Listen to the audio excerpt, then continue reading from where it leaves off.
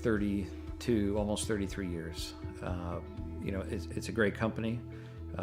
We've built it from 10 people not all that long ago to 32 people today. We continue to grow. We're hiring people all the time.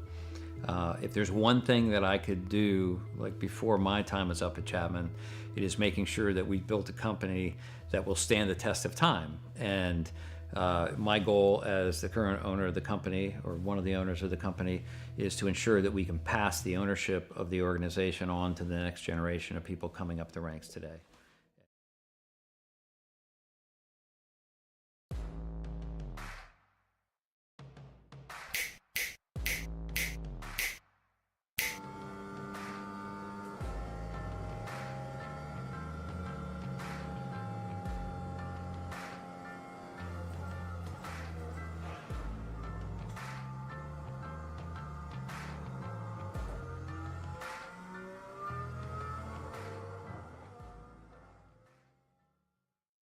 One area of our business where we impact the local communities pretty heavily is the school systems. So we work for school systems all over the northern part of the state of New Jersey. We operate their water systems, their wastewater systems. We do a lot of their permitting and compliance work, and we ensure that the water that the kids drink is clean. We go out and do the sampling to ensure that it's not contaminated. And we also treat the wastewater that's being generated at a lot of these facilities as well before it gets discharged to the environment. So we are supporting the local community through supporting the boards of education and the local school systems. All About Bugs Tennessee Pest and Termite Control is all about family too. Our family-owned business has successfully been in operation in Sevierville and surrounding areas for almost a decade. Especially during these times, a pest-free home is necessary for a sustainable, disease-free home or business. Our services include residential, rental, commercial, hotel, motel, cabins, you name it. Free quotes and inspections for new customers, and most of our services are contract-free. Our All About Bugs Tennessee family is devoted to delivering the best possible pest control service with a friendly smile. Contact us at 865-453-5574 today. If it's bugging you, you should be bugging us.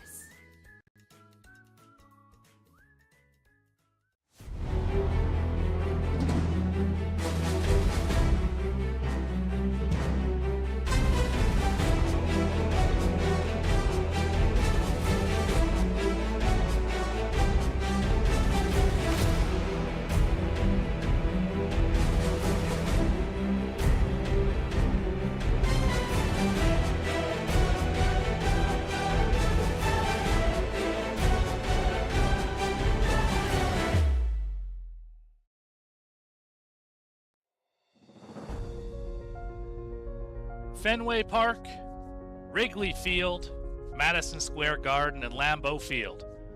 All-American sporting facilities that pale in comparison to these hallowed grounds. Every driver wants to win here, and tonight, someone will. Live from the Brickyard in Speedway, Indiana, it's the Chapman Environmental Services Cup Series, presented by Racing Revolution. I'm your host and producer for this evening, Morgan Cook. Alex is away this weekend, so it's just me here tonight. Here to watch a thrilling event at the Indianapolis Motor Speedway. And we are here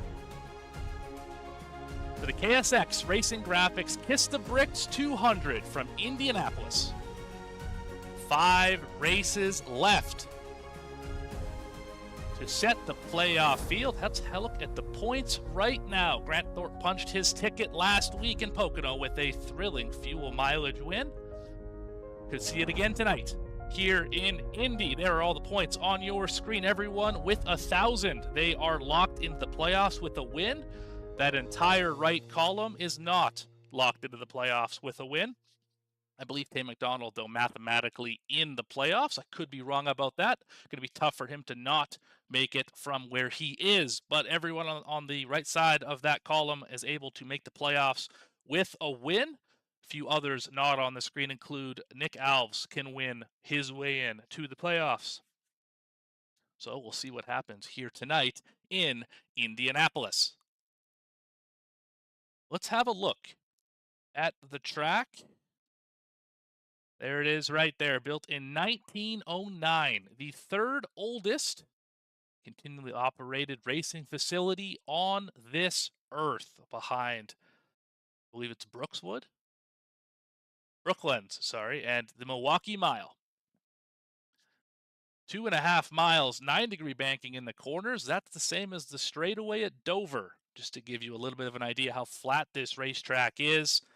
Perfectly symmetrical in every way. Some drivers love it, some drivers hate it, but everybody wants to win at this particular facility. They've been doing it here for so many years. Let's have a look at the race analysis. There is your race analysis. 80 laps, obviously half of the normal cup distance that we saw on Sunday. Pit road speed, I believe it's 55. I could be wrong about that. Tire sets, 5, 3 green white checkers. Stage is at lap 25, meaning drivers will not be able to make it to that first stage on fuel. We are in the iRacing Fix setup, as always, here in this series. We have a little bit of time. Let's have a look at the schedule. This is our last race before the Olympic break for the next 2 weeks. Then we'll come back for Richmond, Michigan, Daytona, Darlington to set the playoff field. Hopefully you'll be along with us every step of the way. This has been a thrilling season so far, and I don't see why that would end over the next couple of weeks. While we have a little bit of time, let's talk about your pole winner here this evening. Pole Award winner, presented by Coastal Financial, is Carter Linz. Our mission at Coastal Financial is to provide comprehensive financial planning solutions tailored to each individual's unique needs and goals, with the aim of empowering our clients to make informed financial decisions and achieve their financial potential. You can find us at coastalfinancial.com or on Facebook at Coastal Financial. Again, I say it every week, but we appreciate them being on all season long. And a terrific sponsor and the title sponsor of the Monday series, which I just learned recently. Thank you, Coastal Financial. Now we're about ready to hit the grid. Drivers strapping into their cars, turning those things on. Let's have a look at it right now. Starting on the pole, Carter Linz in the 66. Tyler Harrison in the 45 will start second. Only 2 drivers under 52 seconds. They were flying out there. Third spot is Travis Gilbert in the 22. Jeremy Burns will start 4th. 5th position on the grid belongs to Grant Thorpe, last week's winner in the 77. New paint scheme this week for him. Trevor Keith, sponsor of the race, starts in 6th position. 7th spot, Trevor Erhardt in the 41. Alex Forget will start in 8th. 9th position, Robert Rader in the 53. Jackson McGeorge starts in 10th in the 98. 11th spot in the 11 is Dustin Reinstedel. 12th position will be Chris Nail rolling off the grid. 13th will be Grant Turner in the 39. Caleb Gilbert starts alongside, finishing out row number 7. In 15th position is Kyle Diaz in the 26. Parker Johnston, after a week off last week, returns starting 16th in the 48. 17th will be Justice Murphy in the 12. Michael Call, 18th in the 89. 19th, Tay McDonald will start in that position. Michael Bennett will start in 20th. 21st, Kevin Orlando Jr. in the 27. 22nd will be Cameron King. 23rd, Christopher Schaefer, matching his car number. 24th, the Candyman, Daniel Holloway. 25th, Nick Alves in the 24 machine. Sirkovich starts in 26th. New look on that 18 machine. 27th, Al Likens. 28th, Sam Taylor. 29th will be Brandon Richardson. 30th, John Funny. 31st, Devin Hudgens in VR this evening. 32nd, Christian Bresnock. 33rd, Dylan Picklesheimer. 34th is Daryl Johnson, and last car on the grid is Wayne Lowe in the 34, failing to take a time. That is your grid. Let's get trackside and have a look at these drivers around the racetrack. There is the field rolling down the backstretch.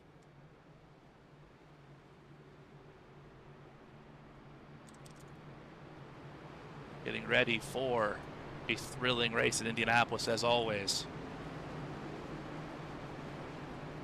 There's the name of the race in the top corner.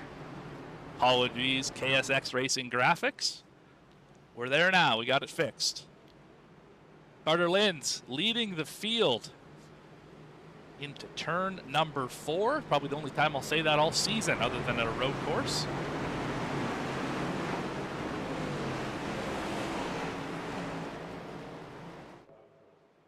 Pace car makes the hard left-hand turn. Flagman's got the green flag in his hand. And we're racing at Indianapolis.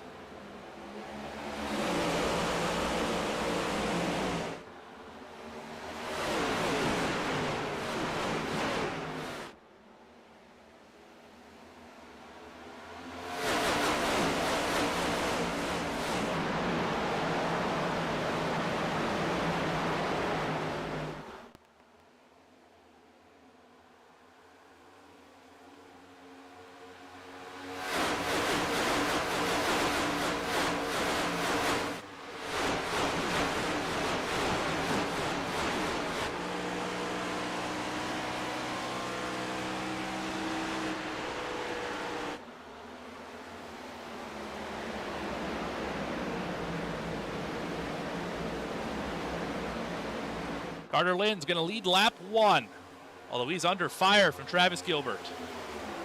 Battle for the lead, about 3/4 of a second ahead of the field. Burns, Harrison going at it. Harrison's going to take that spot for now. We got a battle for the lead. Dive to the inside, give the spot to the 22. Great run off the corner, Travis Gilbert. I had the pleasure of racing against Travis in a official race this weekend, and he was certainly a lot better than I was. Don't go look at the results. They were not pretty. Or back through the field. 6th position. Grant Thorpe, Alex Forget. A couple new looks on both of those cars here tonight. Switching it up on me, trying to make it a little more difficult for me to do my job up here, but only two sets of drivers side by side. This group, Keith and Burns, right behind them. Forget and no, not Grant Turner. Apologies for last week as well. Never like calling somebody the wrong name. Felder General on the side of the 77, who is currently in the 7th position.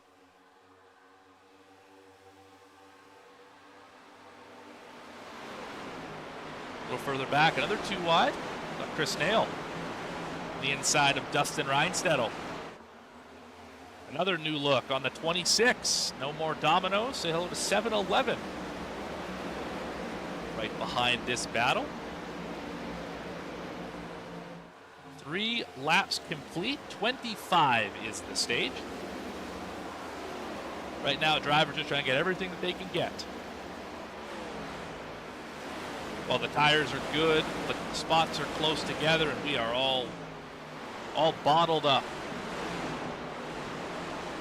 Everyone stuck behind the 19 and the 77.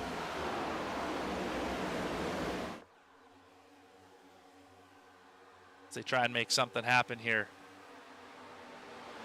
They single file out Raider now to the inside. Pushes up the track a little bit on the inside of Forget. Oh, Forget's in the fence hard.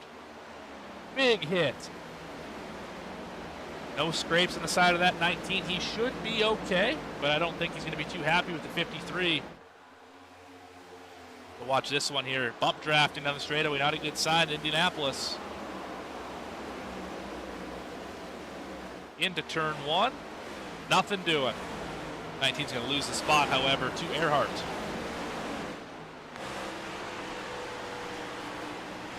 Fighting hard here for 9th. Free off the corner, made it work. A pack of hungry drivers right behind him. Here into turn number 3. He's running that really high line, which is interesting. Really late entry into the corner. Can be fast, hard on the tires. You want to get free into the corner. Makes it very difficult at this particular facility. Back up front, Travis Gilbert leads by just over a second over Carter Lentz. There is the driver of the 22. There's Carter Lentz running in second. Led his lap. Gonna log laps until the pit stop, maybe leapfrog that 22 here when we get to pit stop time. Should be about 10 laps. I heard 16 to 18. Add 4 if you're Jeremy Burns or Grant Thorpe, because they are incredible at saving fuel. Third position, Trevor Keith, title sponsor of the race, doing his thing up 3 spots. And Tyler Harrison. There is a look at the driver right there, running in the 4th position. All at the 5th position, as he's just been passed by, you guessed it, Jeremy Burns. There in the 4th spot. Those two having a really good battle at this moment. Behind them, Grant Thorpe, last week's winner, in the 6th position. Rob Raiders gained a couple spots, up to 7th. Alex Forget, right where he started. That driver is in 8th, and he is loose. You can see that thing wobbling all over the racetrack. 9th spot, Trevor Erhardt, quiet so far. Down 2 spots where he started. And Caleb Gilbert up 4 into the top 10. Parker Johnston's up 5 in the 48. 54 missed the bottom. That is a battle for the 10th spot and the final stage point, I might add. There it is. There it goes. 10th spot to Parker Johnston. Justice Murphy in the 12, running 12th. There is the All About Bugs, number 12, also attacking the 54. Jackson McGeorge finds himself running 13th, down 3 from where he started. Michael Call, 14th in the 89. Chris Nail is 15th. Lost a few positions from where he started. We got a battle for 2nd spot. I see on timing and scoring. Not a battle anymore. Trevor Keith went up and took it. Schaefer having an issue. Well off the pace for the 23. Losing a lot of spots. He's now 33rd. I think he got the outside wall pretty good, if I had to take a guess. Resnock up here making a pass. This is for the 26th position.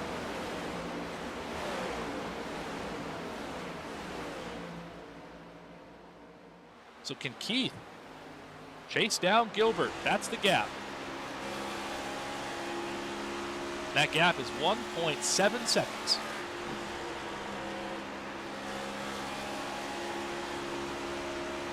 We'll see what this 15's got in him. I know a lot of pride having your name on the race. Feels good to go out there and win it. See if he's able to do just that. We are 9 laps in here at Indianapolis. Travis Gilbert continues to lead. He has led 7 of the 9 laps. Give 1 to Carter Lentz, I believe. The other one, I think we haven't quite finished yet.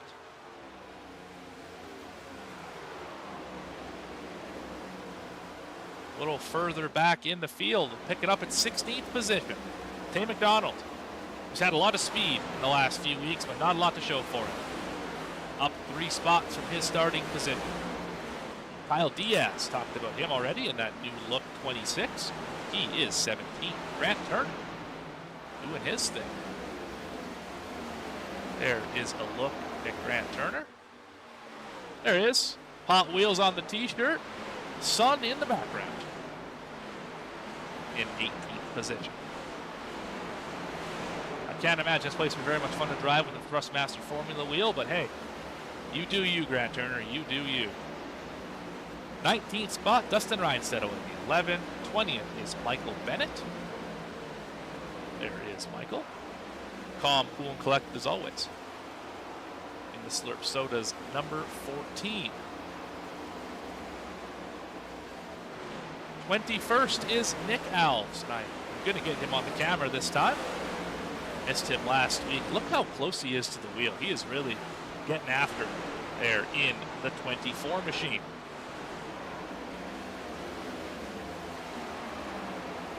22nd, Jacob Sirkovich. And a big fan out there. That's Wayne Lowe back there doing his thing. 23rd, Daniel Holloway, the Candyman. And they're 3 wide. I don't like this. That is not going to work. Somehow, it didn't work, but it sort of did. 4 wide's definitely not going to work. Don't do that. Oh, boy. Fike sent it in there, and it did not stick. Very Kyle Busch, Denny Hamlin-like. Except one car didn't back itself into the outside wall. That could have been a disaster. Grant Turner on pit road. So is Dustin Reinstedel. First takers down the pit lane. I think some of these drivers need to pit for some new shorts. That was close in turn number 2. Turn number 3, how about? They're all the same. Ish. Hard to tell.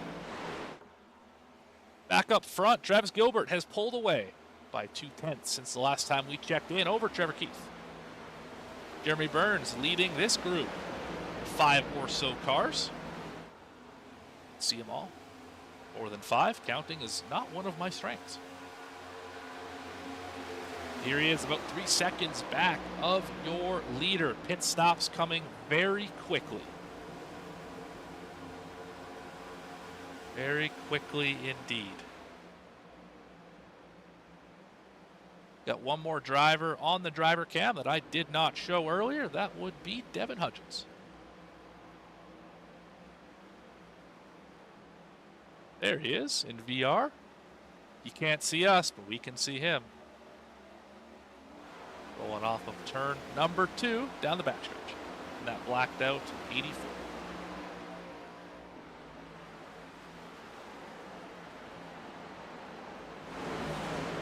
Pass here.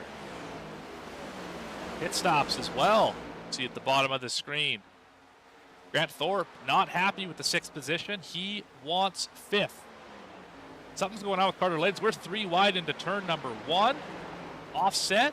Back to 2 wide. Good work there. Lifting for the 53. That could have been a disaster.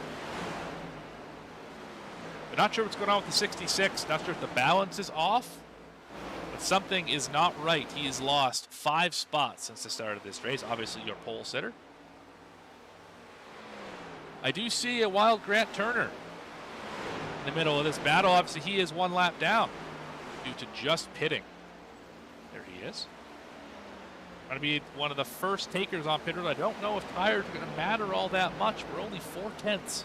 The leader is off of his fast lap. But if it gets you to the end, it gets you to the end. Trevor Keith says, I will take tires right now, thank you. As do a bunch of others. The list is growing. Looks like there's going to be about 15 cars who have not hit the pit lane. Your leader is still Travis Gilbert. Trying to lead the most laps here today. Get the season turned around. A lot of speed in the 22. Not a lot of finishes. Jeremy Burns leading a hungry Tyler Harrison here in the 3rd spot. They dispatch Grant Turner. There he goes. I don't believe I've mentioned so far, after 15 laps of this race, we've still got drivers pitting. Gilbert and Burns say, yes, I will. So does Thorpe. And Gilbert. And McGeorge and Wayne Lowe. The list is growing. The winner of this race wins a cool $50 bill. Courtesy, I'm assuming, of KSX Racing Graphics. I actually don't know. Very well could be Chapman Environmental Services. I don't know. I'll have to get that info later in the race. Regardless, $50 to the winner. Any driver on the lead lap gets put in a draw for $25. Could be anyone who finishes on the lead lap here this evening. So don't finish a lap down here at Indianapolis. Easier said than done. 14 drivers yet to pit. Tyler Harrison leads. I imagine he's going to come to pit road right now. I would be mistaken. He's going to stay out, lead a lap. Be 2 laps. How about it? Lynn's on pit road. So is Murphy. So is Diaz. Drivers all up in the top 5. Strategy also all over this pit sequence. We got some with 4, some took 2. And with only about 8 laps until the stage, you probably just need 1 can and get it to the end, pit at the stage, lose the track position, but you gain the points. I think that's the goal for a lot of these drivers here this evening. Tyler Harrison still continues to lead. I think Thorpe wants that. Turner wants that lap back. I don't know why I can't get those two straight. Apologies. Both of them, Grant Turner and Grant Thorpe. Lynn's off the pit lane. Diaz off the pit lane. Hudgens also off the pit lane. Lost a bunch of spots there. Not sure exactly what happened. The 8's on pit road. So the drivers who have pitted already as Harrison continues out on the racetrack. Travis Gilbert leads them. Robert Rader is second of that group. I think you just saw the pass for third in that group. Trevor Keith doing his work ahead of Jeremy Burns. Just fit right in the middle of that Element X group. They're all chasing that 22. You see him on the screen in front of you, bottom of the screen right now. Locking down the straightaway. Very spicy. Keith's going to get the line into the corner. Pinched a little bit on the exit. Into 2. And off of turn 2, who's going to get the edge? Side by side. Side drafting. Drag racing. Not much you can do here. Harrison has hit pit road. Orlando Jr. now leads. Into 3. Keith is going to take that spot. Great job not hitting the outside wall by the 53. That was pretty close. That will be your leader when everything cycles out. That one, the 22, Travis Gilbert. Kevin Orlando Jr. continues to lead. Picklesheimer, only 2 drivers to not hit the pit lane. 27 and 43. They got to be showing up to pit road here very soon. There is the 27. There is the 43. Quick splash of gas, maybe gain some track position. The lap times not too far off what they were running before. But Gilbert, as he enters turn number 3, he should be grabbing this spot here momentarily. Able to watch those drivers on the pit lane. See him right there. That's Picklesheimer. Second, there's Orlando Jr. Leader, Travis Gilbert in the 22. 2 seconds back is Trevor Keith. Good point stay so far for him. There's bricks on that car. How fitting here at Indianapolis, the yard of bricks. Jeremy Burns, 3rd spot. Robert Rader in the 4th position. Grant Thorpe in 5th, continuing his momentum from last week. Carter Linz, a lot of 6s right here. 66 is in the 6th position. Trevor Erhardt behind him in the 41, running in 7th. Caleb Gilbert is 8th. Parker Johnston with a T is in 9th. Alex Forget runs in 10th. Last spot is right in front of Kyle Diaz. It's that blue car right there. Alex Forget, that is the last point for the stage. Got to go get it if you want to help your chances in the playoffs. We got to remember, this is not a driver who has won a race so far this season. At least not that I can remember. In fact, I don't see him on the sheet at all. So a win would do wonders for the 26. Got a battle here for the 9th spot. Good fight. Forget. Oh, Johnson, that was close. Can't pinch up off the corner like that. That'll get you turned every single time. But Forget's going to go take that spot away. Justice Murphy makes a move for 11th. He can now chase down that final transfer spot. The gap continues to crease. You're not missing anything at the front of the field. Gilbert leads Keith, Burns, Rader, and Thorpe for your top 5. Closest cars on the racetrack are these 3 right here. Tay McDonald, Chris Snail, Dustin Reinstedel. Battling for 13, 14, 15.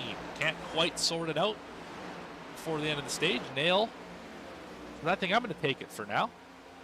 The 13th position, that is. Linz and Forget still fighting. Oh, Linz missed the lane big time. That's going to bottle up the 48 as well. Justice Murphy a little too far back to capitalize on that mistake, but that was definitely a mistake for the 66. Thorpe doing some weaving down the straightaway, a lot like Pocono last week, although you don't usually see it there. You see it every race here in Indianapolis, especially the Indy 500. The corners or the straightaways are so long, and the corners are basically braking zones into 1 and 3. You get a really good run down the straightaway, protect the bottom, or try and roll the top if you're the attacking car. See if you can get that spot.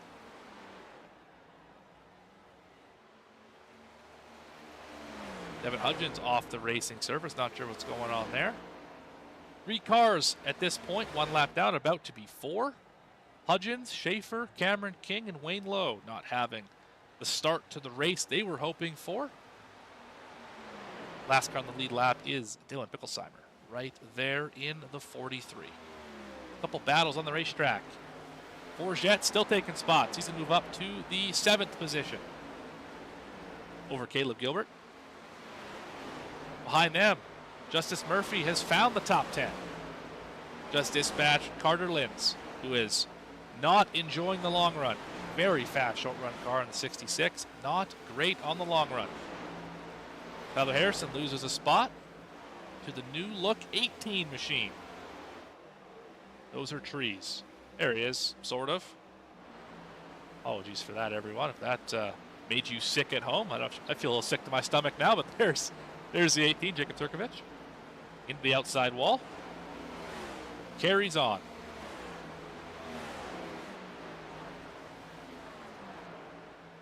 There is your leader, Travis Gilbert. Behind him is Wayne Lowe, first driver 1 lap down.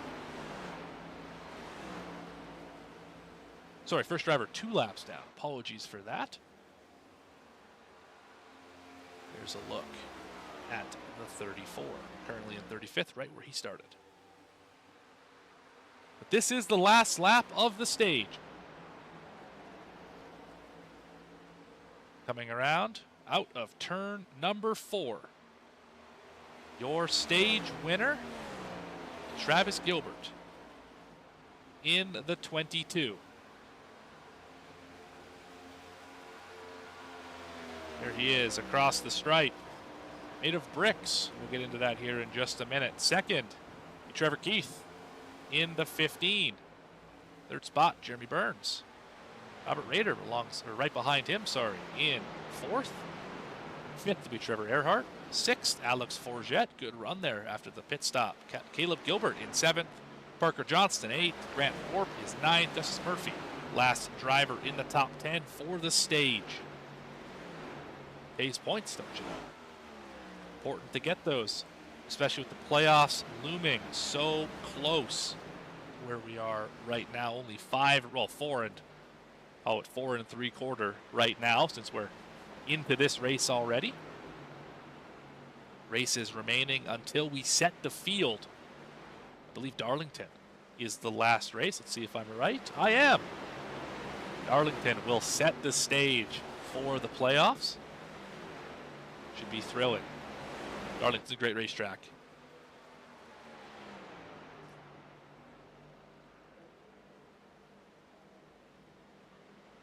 A clean and green first stage here.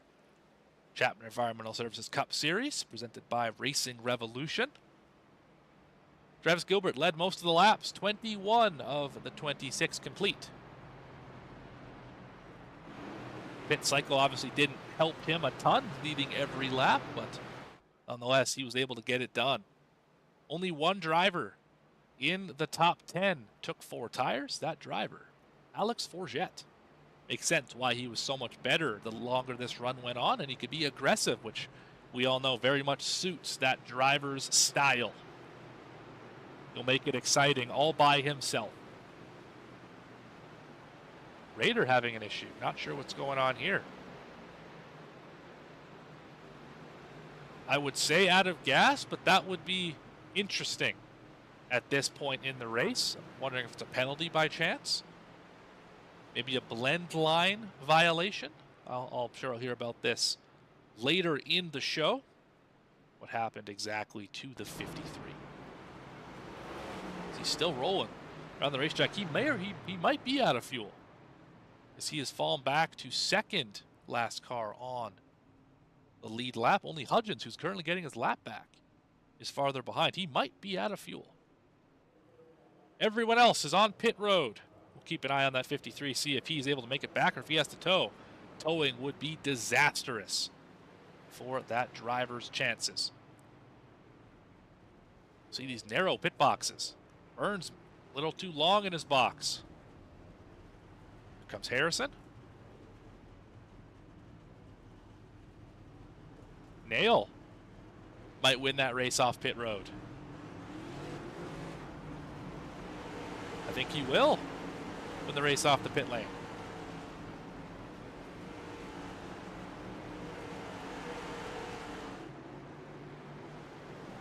What's happened to Rob Rader? He did make it to the pit stall.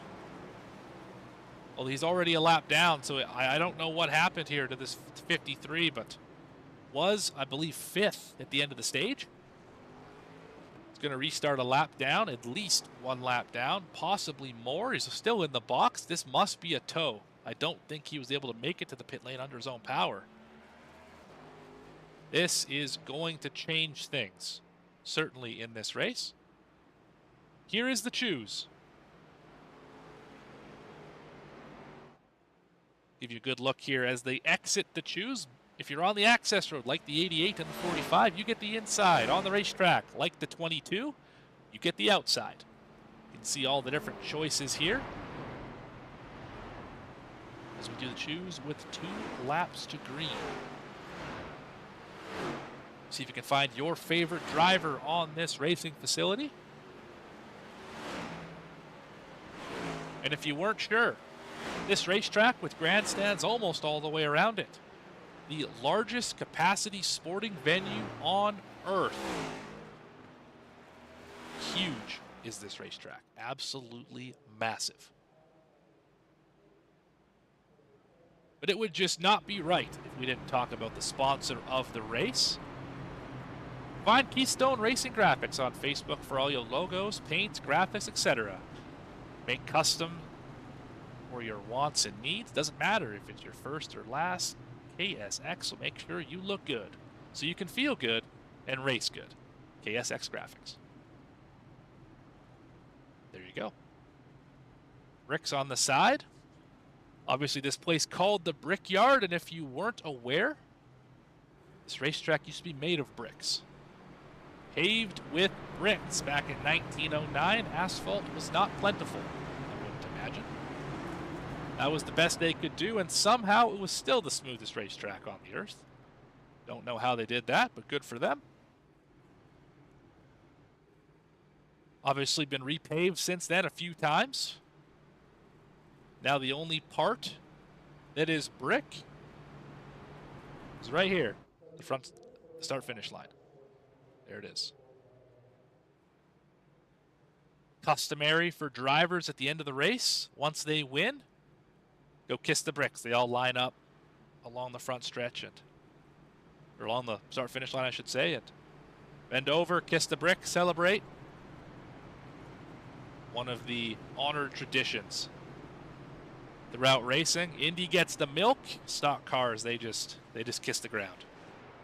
Not sure what to say. I think Dale Jarrett started that when he won here.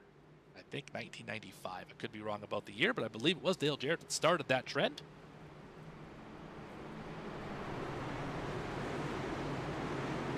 Ace lights are out. About to go green for the second time.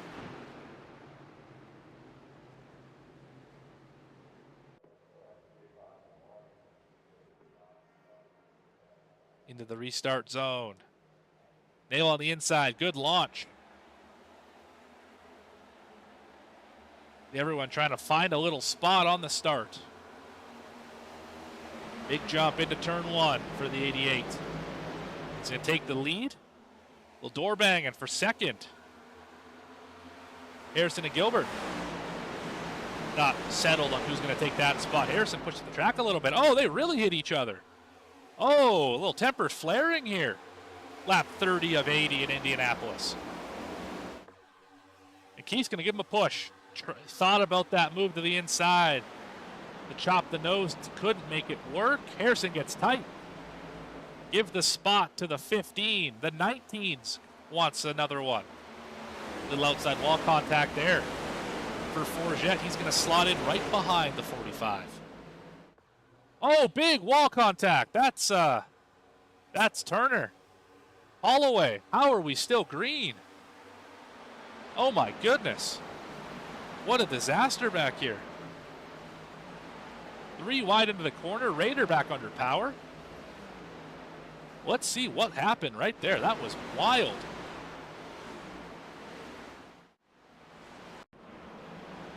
Holloway up out of the groove.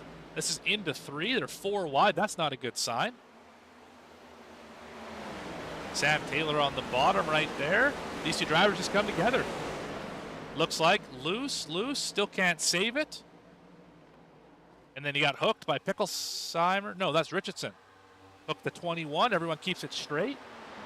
Except for Thorpe. Turner, sorry, who's down pit road. I'm going to get those two straightened out here eventually. I have to. Christian Bresnock on pit road. Up front. Gilbert has not traveled that far away. Keith, this time it's only 3/10. Although the lead is slowly growing. Battle back here for 20th spot. Couple driver cam drivers.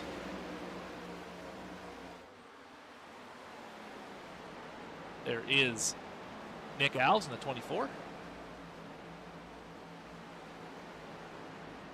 And right in front of him would be Michael Bennett. There's Michael Bennett. Gonna make a move on the 18. See if he's able to get the spot here into turn 1. Dives it to the inside. Still there. Doesn't quite have momentum to finish this pass. The door banging again. Not quite as much as we saw earlier. Drag race down the back. Oh, they're wrecking in front of him. That's Thorpe, and the 77 goes for a ride. Saw the smoke all the way back there. Let's see what happened to the 77.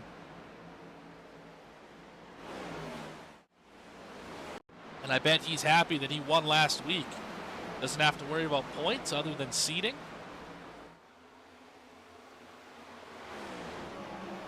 High above this Indianapolis Motor Speedway. Mike on the inside, little wall contact. No wall contact. Bad side draft. Great job saving that race car.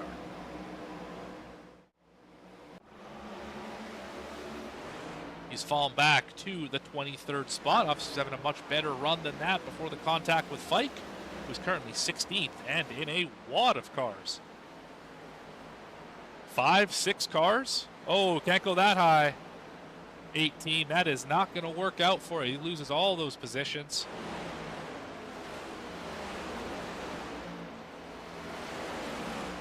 He's going to fight to get them all back. Battle for 10th. 3 wide battle for 10th. Not quite, not enough momentum for the 48. Great racing here all across this Indianapolis Motor Speedway. KSX Racing Graphics, Kiss the Bricks 200.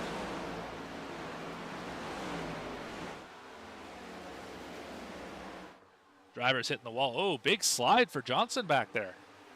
49. These guys cannot get it sorted out.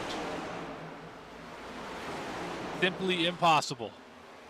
This is 9 through 14.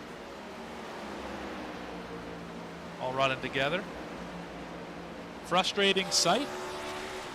One from Tay McDonald's nose. How do you pass all these cars? Big downshift into the corner might help. Big run through the center.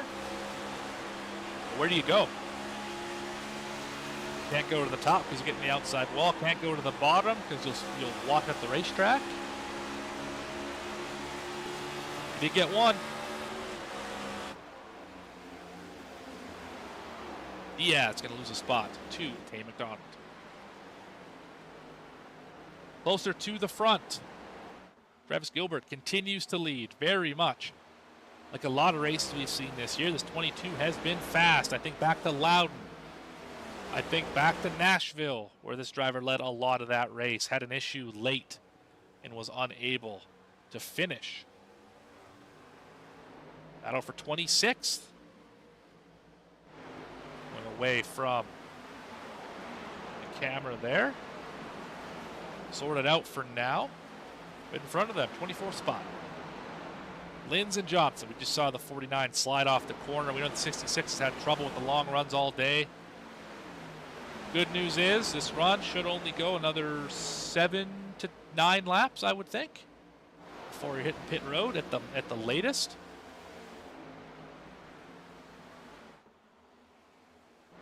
Battles all over the racetrack. This is for the 12th position. Gilbert, Murphy, McDonald. All close together. Diaz right behind him as well.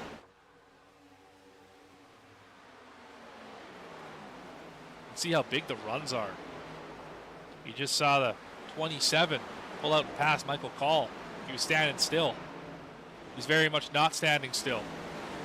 These cars are going 190 miles an hour into that corner. Another one lost by the 89. Gilbert gets around him. That's Caleb in the 54. Trying to chase down that 27. Forget not done making moves yet. He's fallen back to 6th after I believe he was 5th on that restart. And I think the big surprise for me, Chris Nail started first on that initial start. Has fallen only to 3rd. Why that's a surprise? 2 tires underneath that 88, possibly fuel only, meaning tires don't matter that much here today. As he is only running about 0.3 off his fast lap. We're approaching the halfway marker here in Indianapolis here in about 2 laps.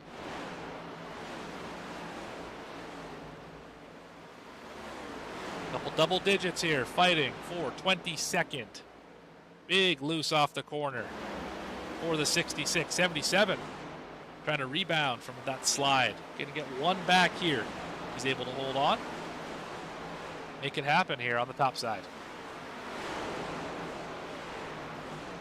Still side by side through turn number 3. Now into 4. Field all backed up behind him. Can't get around them. There you see him drive away down this long front stretch. One of the longer front stretches and back stretches, for that matter, the same length in all of racing. Not quite as long as Pocono. Still a long stretch nonetheless. Michael Call is falling through the field. It started when he got a little bit out of shape, and he's fallen back 4, 5, 6 spots. Kevin Orlando going to move into 1. He hasn't settled out. That was 4 laps ago. That's just the way Indianapolis works. You make one mistake and it will not stop. This is the definition of a momentum racetrack, and it's hard to get it back. Erhardt and Harrison doing battle. There's a look at the 45. The driver, the info, there it is. 7th position for the 45. Oh, for a Sunday stroll, it looks like, in that sim rig. Trying to work over the 41. No dice just yet. We're closing on pit stops right away. Jackson McGeorge by chance. Did he hit pit road? He did not. He's just part of this gaggle back here. Linz and Thorpe are still side by side.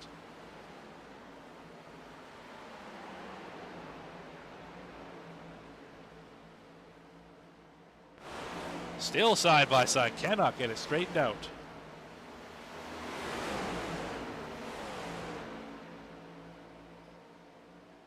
Closing in on pit stops as we have a battle for the lead. First time I've said that in a lot of laps. They have stretched it out 2.5 seconds over the mountain man, Jeremy Burns. Let's see what Trevor Keith has for Travis Gilbert.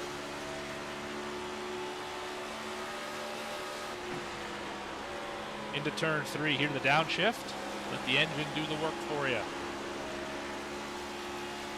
Good exit off of 3. Really great drive into 4. Let's see if that works on the exit. It will. Closed up a lot of time right there. And this is where you just worry him. You get in his head a little bit. You make him make a mistake. This is a hard track to pass at, possibly the hardest track to pass at on the entire circuit. It's one groove at best. Some would say it's less than one groove. Can't run the top. You can sort of arc your line, but it's going to compromise a different part of the corner. 15's looking. And 22 blinked out for a second. Caution is out on the racetrack. Caution is out on the speedway. I don't see anyone having issues on the facility.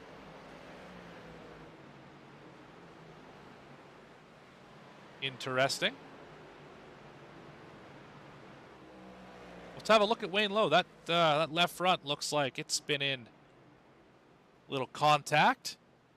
Let's go back and see if we can find out what happened here to the... Oh, yeah, he's got heavy damage to 34.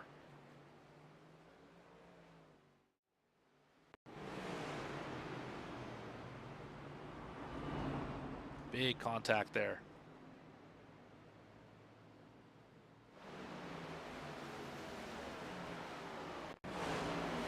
Three wide, 4 wide into turn 1. That's not a good recipe. Mader getting pushed into the corner.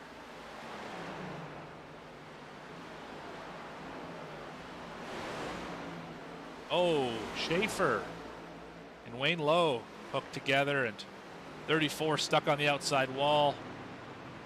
Obviously that brought out the caution here. Lap 44 just past halfway.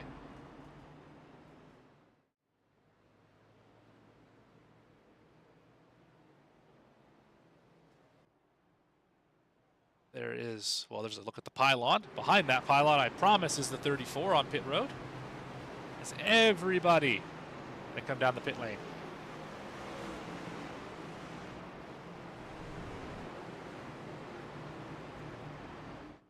Led by Travis Gilbert.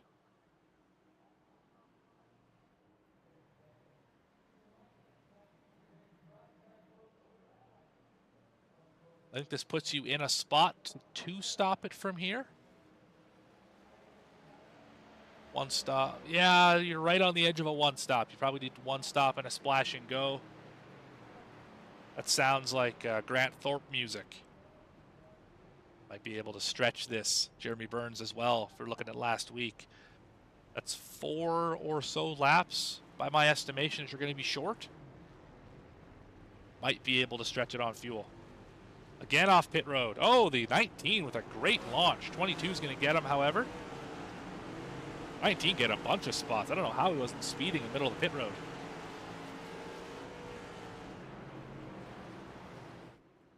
Jeremy Burns, highest that driver has been in a while.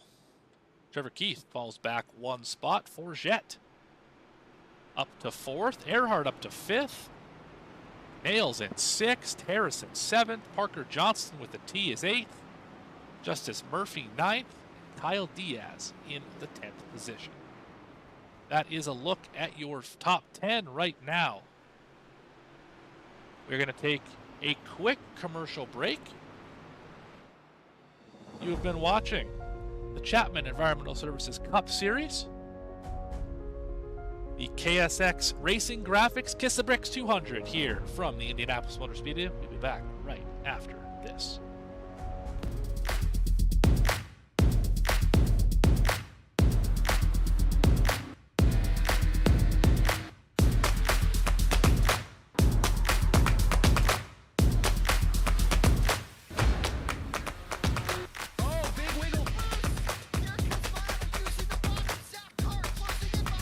And here comes Milo, big run out of 4. He's going to be there. Tristan Martin's there. Cannot count out to 37. Oh! The ball gets burned! Cabot, where did he come from? Here comes Swack. Swack. A punch from the 33.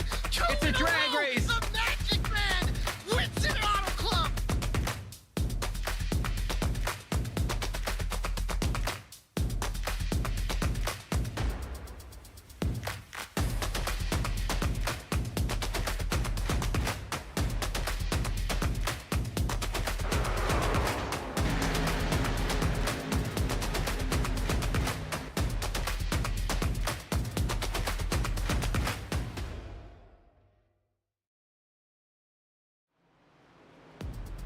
Back here from the Indianapolis Motor Speedway. Yes, that is a 3-hole golf course you see in the infield. One of the very unique things about this racing facility, big enough for a golf course.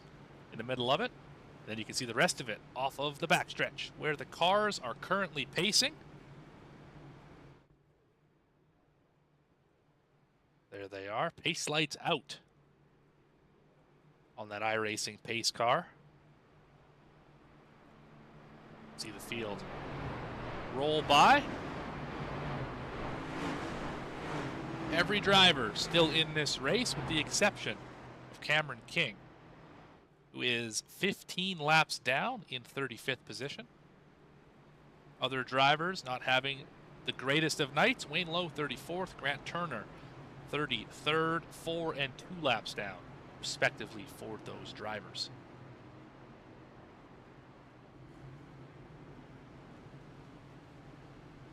Internet connection issues for the 22. Jeremy Burns gonna not be the control car in this restart, I don't believe. That should be the 22. Interesting outside lane choice for this start. Right up on the pace car. Pace car is gonna turn off the racetrack right now. There it goes. Good look at the start zone here. We are off. Start lap number 47 at Indy. Great jump for the outside lane. Keith's gonna get alongside. Not quite gonna clear Burns, gonna fall back behind him. Oh, that's contact. Just about got turned by the 19. Orjet drove it in there deep. Oh, there's somebody, someone is wrecking. Big wreck. Fike's in it. Dante McDonald's in it. Reinstedel. Oh, go, McGeorge. Goodness gracious. Let's go. They're still wrecking back there. Let's go back here with Reinstedel. See what happened there. That's a big one here. Lap 47.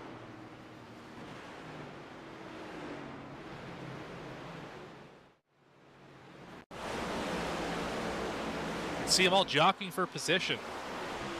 Off the nose cam of the 11. Yeah, there it is. We'll get a better shot at it later. Looks like Fike came down. Reinstedt onto the back of the 54, who did save it. Good on him. The rest of these drivers not as lucky. Let's have a look at the 29 follow up. This is the initial start. See Fike on the outside of Tay McDonald. Fike must get a really good run here off the corner.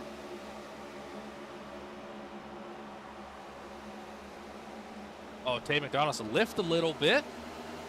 Fike got loose, came down and hit him there. And then just gets hit by Picklesheimer. Linz did a pretty good job avoiding that. Oh, he's the one who clipped McGeorge. Let's see from further back in the field. He's right on board with Schaefer. See what he had to see throughout this. Again, this is the initial restart. A lot of the drivers are well up there. About 8 rows back from the leader. Happened here right off of turn number 2. See them start wrecking right there. Smoke in the air.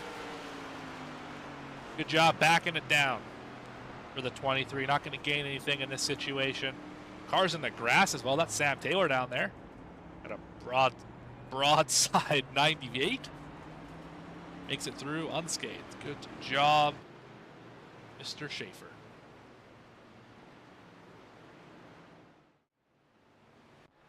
We're on pit road. A lot of those drivers involved in that incident, including Grant Thorpe in the 77 on the pit lane.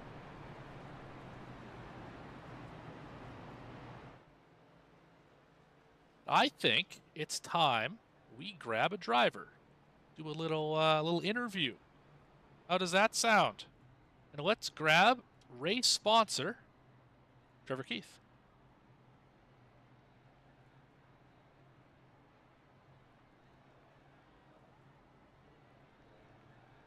If I can get him down here, we'll see.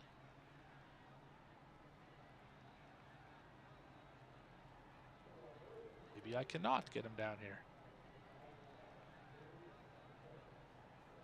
Trevor Keith, Morgan Cook at the V-Speed booth. You got a copy? I do. Apologies, had trouble getting you down here. So the 15, looking pretty quick here tonight. What's it going to take to get that win?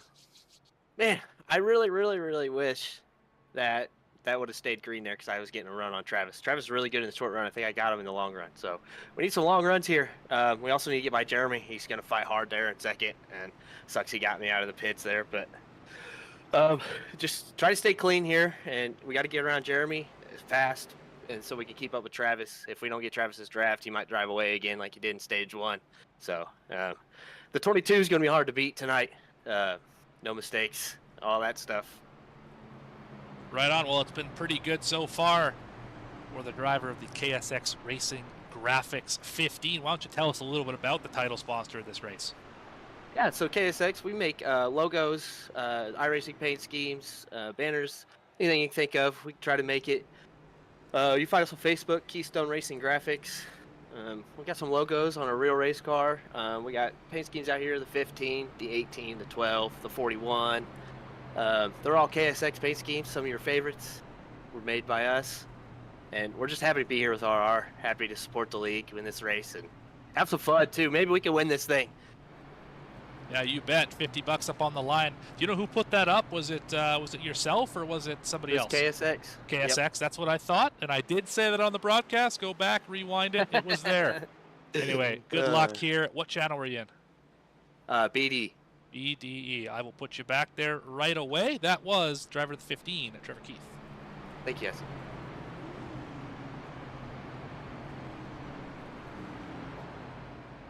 All right, he is back where he's supposed to be. We are pacing. 1 lap to go on this most recent caution coming out lap 47. A 30-lap stint to the finish here. Going to be 1 pit stop. All the strategy, you can kind of throw it out the window. Everyone's going to pit within those same 3 laps, I would imagine. About 15 to 18 laps from now. Make it to the end in 1 stop.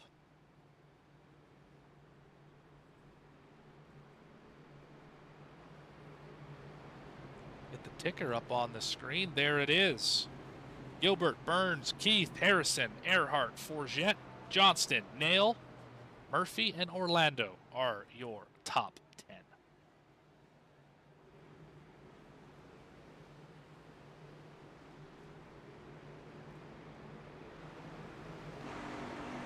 Off the back of the pace car at the interesting helmet design.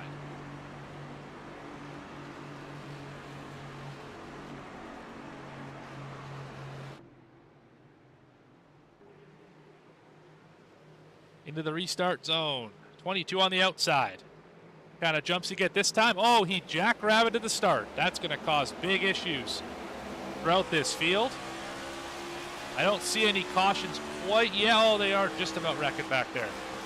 Oh, he chopped the nose of the 9 big time. In turn number 1. But he gets away unscathed. Does the 22 of Travis Gilbert. Battle is on a little farther back.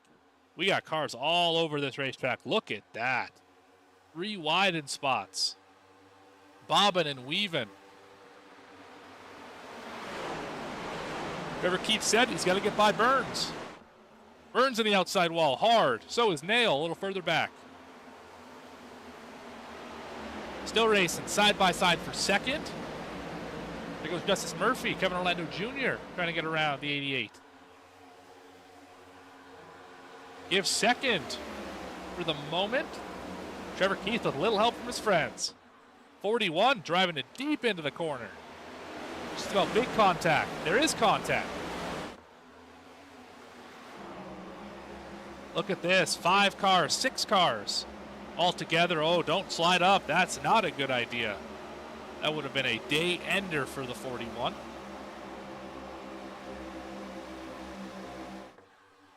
Carry on here down the backstretch. Harrison and Forget going at it for the 5th position. Erhardt's part of it now, whether he wants to be or not. Top 3 scoot away. Gilbert, Keith, Burns. But ahead of this pack. Still side by side for the 4th position. Got a single file out. They're going to lose the top 3. But you got to be there first. Forget trying to make moves. Short runs, his friend in the 19.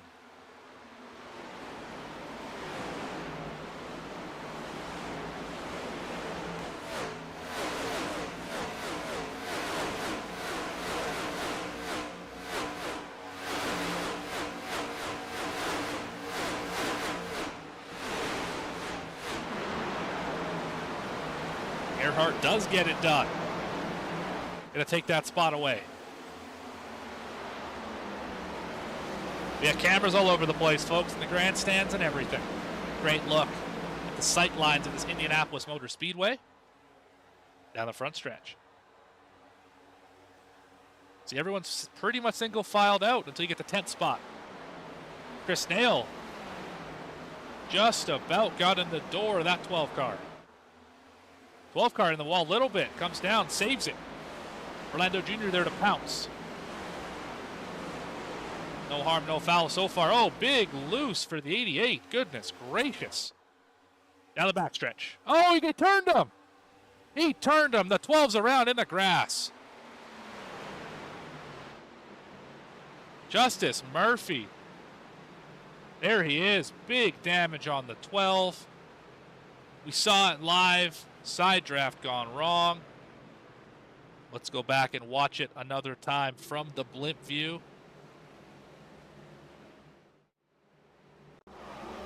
There it is, side by side off of turn 2, obviously getting loose. 88 got the apron a little bit more than he wanted. 12's in the wall, and then not exactly sure. Well, one came down, one went up, but regardless, that's a crash, and the 12's in it. Pretty heavy damage to the right front of that 12 car, all about bugs. Camaro. Not the day Justice Murphy wanted to have.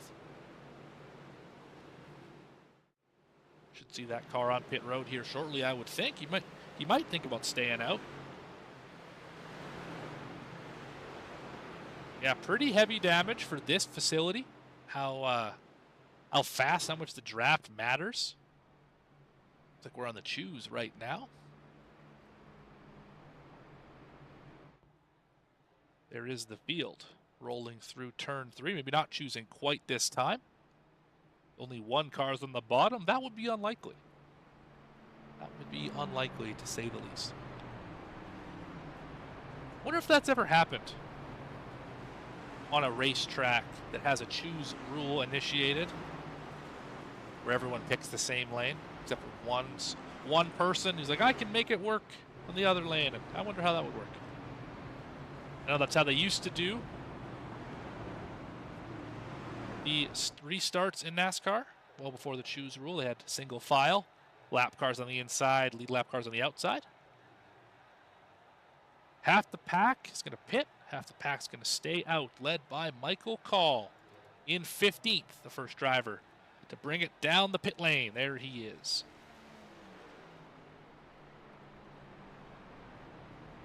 I see Thorpe in that mix, Linz, McGeorge, Schaefer, Murphy, Ryan Stedel. A lot of damaged race cars, unfortunately. Just the nature of the beast here. When you run this close together, run this fast, it's hard to get out of the way when things go wrong. Tay McDonald, same conversation. Fike. Likens had a pretty clean race to this point in that blue Camry. Sam Taylor was in the grass earlier. He seems to have a pretty clean-looking race car. None as clean as this 22, however. Other than a little door bang off of turn 2. I forget who that was with. He has led the vast majority of the laps, 48 of them. Well over, he will definitely win most laps led, as that is over half. We do math up here sometimes. All but about 7 of the laps we've run so far. Impressive showing for the 22. Definitely got his practice in this week through all those A-fixed races, NIS races, all across iRacing. He's done a great job to prepare for this one. Started third, took the lead early, and hasn't really looked back. Jeremy Burns will restart in third. Trevor Keith is going to restart first car on the outside. Still trying to get around that 9 car. Forget. He's up here in the top 5. Erhardt's up here in the top 5. Harrison, I believe, would be 6th on this start. Parker Johnston going to be 7th. A lot of drivers up here hungry for that win. We just mentioned a few of them who don't have a win yet. Look at the points right now. McDonald, Erhardt, Harrison, Orlando, Murphy, Loveland, Holloway, Fike, McGeorge, Robinson. All those drivers could use a win. Obviously, Robinson not here tonight. Going to be tough for him to win this one. All those drivers on the right column would love a win, lock themselves in the playoffs. Burns, Rader, Gilbert, Alex Forget, Trevor Keith, Carter Linz, Grant Turner, Ryan Stedel, Michael Call, and Grant Thorpe all locked in with wins this season. They don't have to worry about points until we get to the first race in the playoffs. Have a look at the playoff schedule while we're at it. That race would be Atlanta, September 11th. First race in round number 1. Want to have a good run there at Atlanta for sure. Then Watkins Glen and Bristol. That is the first round of the playoffs there in about 5 or 6 weeks. Bad at math, that's like 7 to 8 weeks away. Disregard what I just said. Schedule, you can read it. It is what it is. Gotta be funny sometimes here on the V-Speed broadcast. So we're rolling into turn 3. Pace lights are out on the pace car.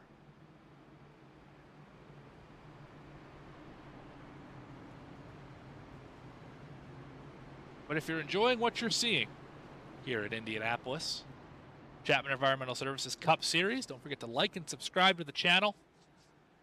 Bring you racing all the time, every week, pretty soon, every day of the week, starting in August. Get leagues all over the place, different cars, track combinations, disciplines. Should be a thrilling fall into the winter.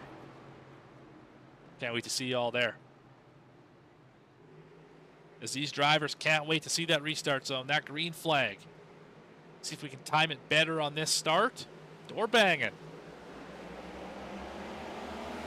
Pretty good jump for the 22. But the 15 with a great jump. He's going to clear for second. And back behind them, side by side throughout the field. Caution is out. Carter Linz by chance. Thought he lost some spots. Don't believe it was him. Not sure. Sam Taylor. Let's go back and see if we can find out what caused this most recent caution.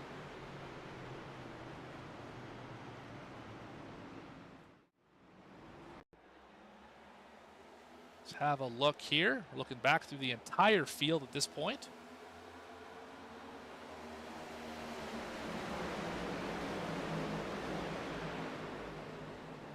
There it is. It was Linz.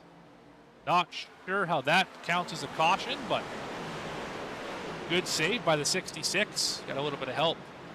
I believe it was the 49. Let's ride on the nose of the 49 and see what happened.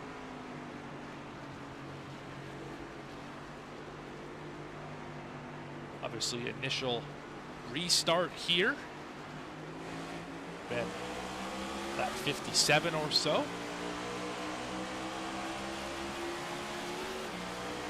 Into turn one. Not a great center of the corner, and another case of one came up, one came down. And half slide at 66. Carter Linz saves it. 49 carries on. Just track position lost, really, for those drivers.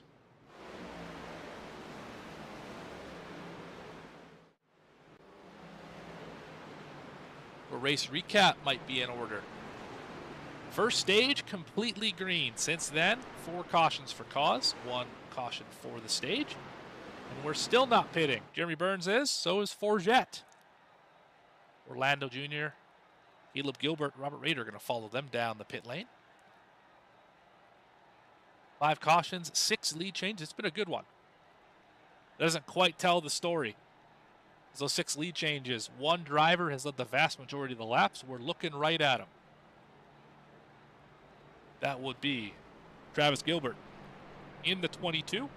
7 laps he has not led. Spread across 5 other drivers, including, I believe, 1 for your second place car. He has not, in fact. Trevor Keith did not lead a lap. I believe Carter Linz led a lap from the pole, and then some others through the pit sequence earlier in the event.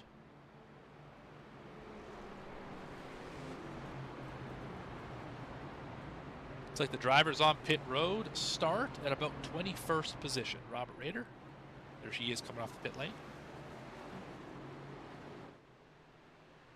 I think the first one off pit road actually was Kevin Orlando Jr. Grant Thornton at 15th. The first off pit road, he took fuel only. Bold strategy. You must think he has the winning combination here, although we are only 20 laps away. He might be able to fuel mileage himself another win here. As I've been told, the pit window, 16 to 18 laps on fuel here. So, rabbit out of the hat, her chance. We'll see. Choose rule in effect once again.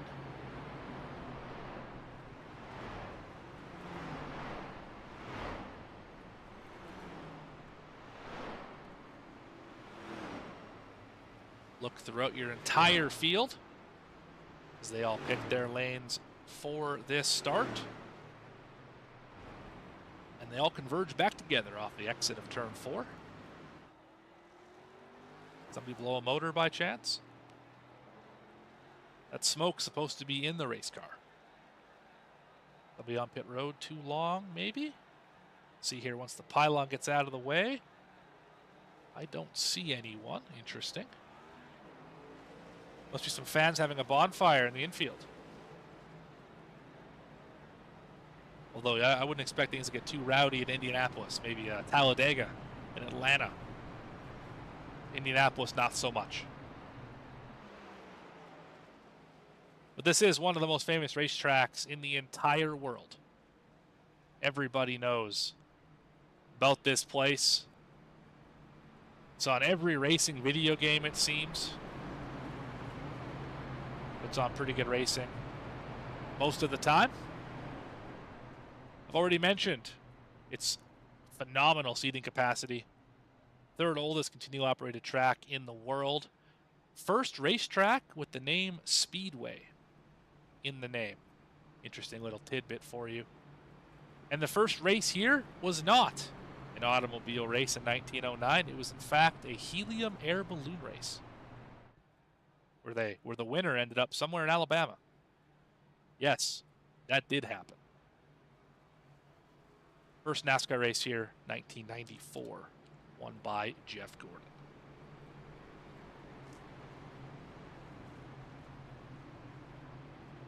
Through turns 3 and 4 for the 61st time. Pace car is going to make that hard left-hand turn. See if we can get this thing back under green. And back under green for a sustained run. This time, they switched the lanes. 22 on the outside, 15 on the inside. Pull right up to the pace car. Pace car's off the racetrack, into the restart zone. Rolling slow, leaning left, leaning right. Big launch for the 22 again.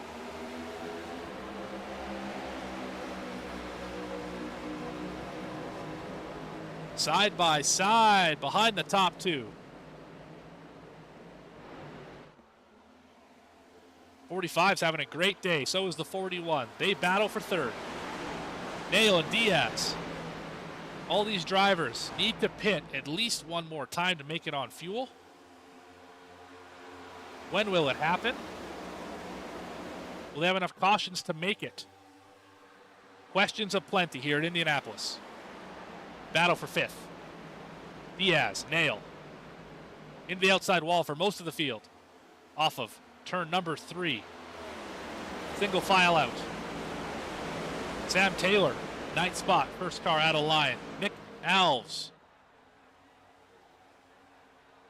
There is the driver of the 24. There's Nick Alves. Into one. Taylor trying to cross him over. Not going to work this time. Not going to work.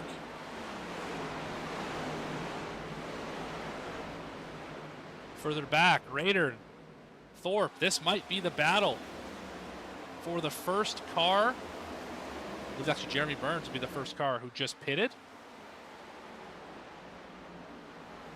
Scratch that a second time. Kevin Orlando Jr. is that car with the shortest amount of time, shortest lap, sorry, on the tires. I'm trying to say, goodness gracious, words are hard today. To break down the strategy for you, the top 9, Gilbert, Keith, Harrison, Erhardt, Diaz, Nail, Bennett, Johnston, and Alves. They are on the oldest fuel, 19 laps. They're going to have to pit here right away. Sam Taylor, now Carter Lintz, now Sam Taylor again. Those two drivers are leading the brigade of cars to pit 2 cautions ago. They have about 8 laps on the tank, and they are slicing and dicing. Then Kevin Orlando Jr. in 15th. That bright car right there, starry on the hood. He is leading the charge of drivers just pitted. So 3 distinct strategies, and these drivers are going at it. So look off at turn 4. Oh, that was just about contact. Almost saw somebody get squeezed into the outside wall. No dice this time. Gilbert continues to lead up front. Keith still right in his tire tracks. We're 3 wide at Indianapolis. Cars on the outside wall. That's Forget. Still 3 wide. This is not a good idea. This looks like Talladega. Oh, we got a car around. 14. Michael Bennett. Big nose damage. Big damage on the 14. That is likely, if it's not quite a day ender, but that is a win ruiner, if you will. Let's go back and find out how that driver ended up in the grass.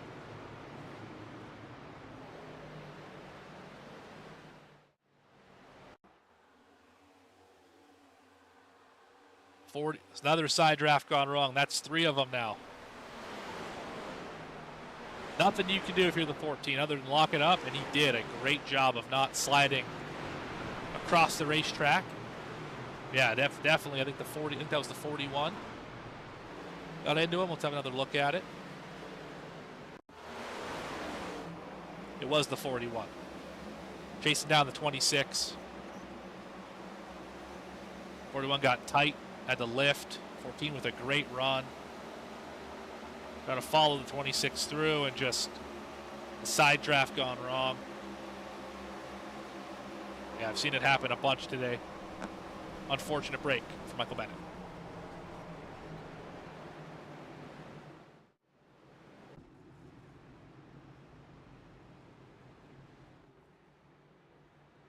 This might be the time to hit the pit lane if you're in the top 8, top 9. See if they do it here off of 4. I think you have to. 22 laps on this run. I think you've made your bed. You still got about 15 laps to make it all up. You're going to fall all the way to the back of the field here.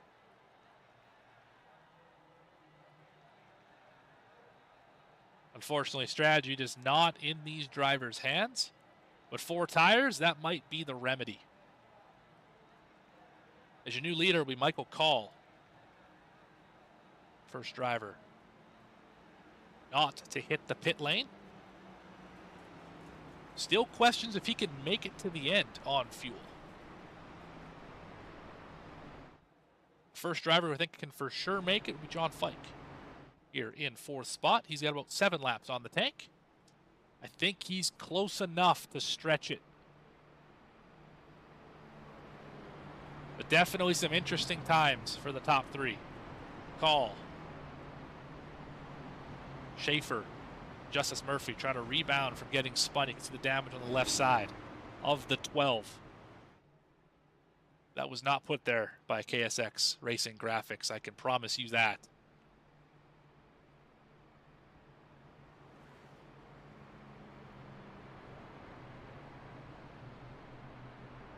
Through the rest of your top 10. John Fike is in 4th. Alex Forget is 5th. Rob Rader in the 6th position. There he is. Kevin Orlando Jr. is in 7th. Oh, that was just about spun by Jeremy Burns, who's in 8th. Tay McDonald is 9th. Al Likens in the 10th position. Grant Thorpe is 11th. Holloway's 12th. Hudgens 13th. Sirkovich is 14th. Daryl Johnson is 15th. These will change once we all get bunched up again. Gilbert, McGeorge, Picklesheimer, Travis Gilbert, first car off of the pit lane. Bresnock, Trevor Erhardt caught up in that last caution. Chris Nail hit the pit lane. So did Harrison. So did Trevor Keith, Carter Linz, Kyle Diaz, Parker Johnston, Nick Alves, Brandon Richardson, Sam Taylor, Dustin Reinstedel, Grant Turner, Michael Bennett are your drivers still on the lead lap, although Bennett I don't believe is going to stay there. All those drivers eligible for that $25 draw at the end of this race.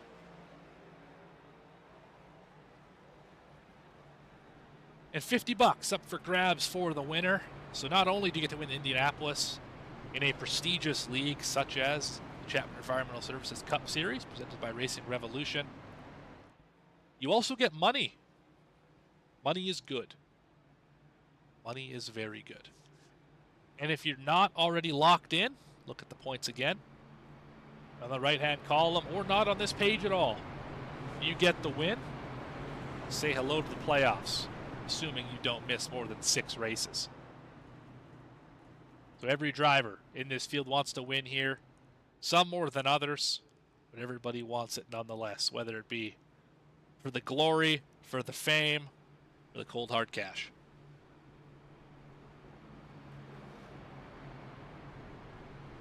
Michael Calls and lead them to green when we get out of turn number 4, currently on the back stretch. Entering turn number 3. Look on the other side of the racetrack now. Turn 1 side, looking at the road course, part of the golf course.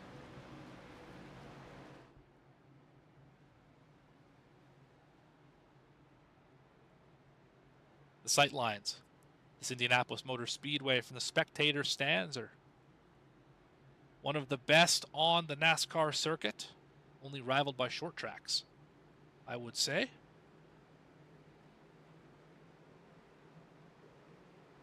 Pace car going to make that big left-hand turn. Driver's off the pace car this time. Interesting strategy. Into the start zone.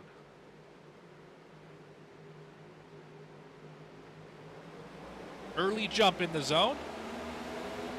That is an easy lead for Michael Call. Look off the gearbox. Back at Murphy, who I believe still has to hit the pit lane. It'll be tight, but I don't know how they can stretch it that far.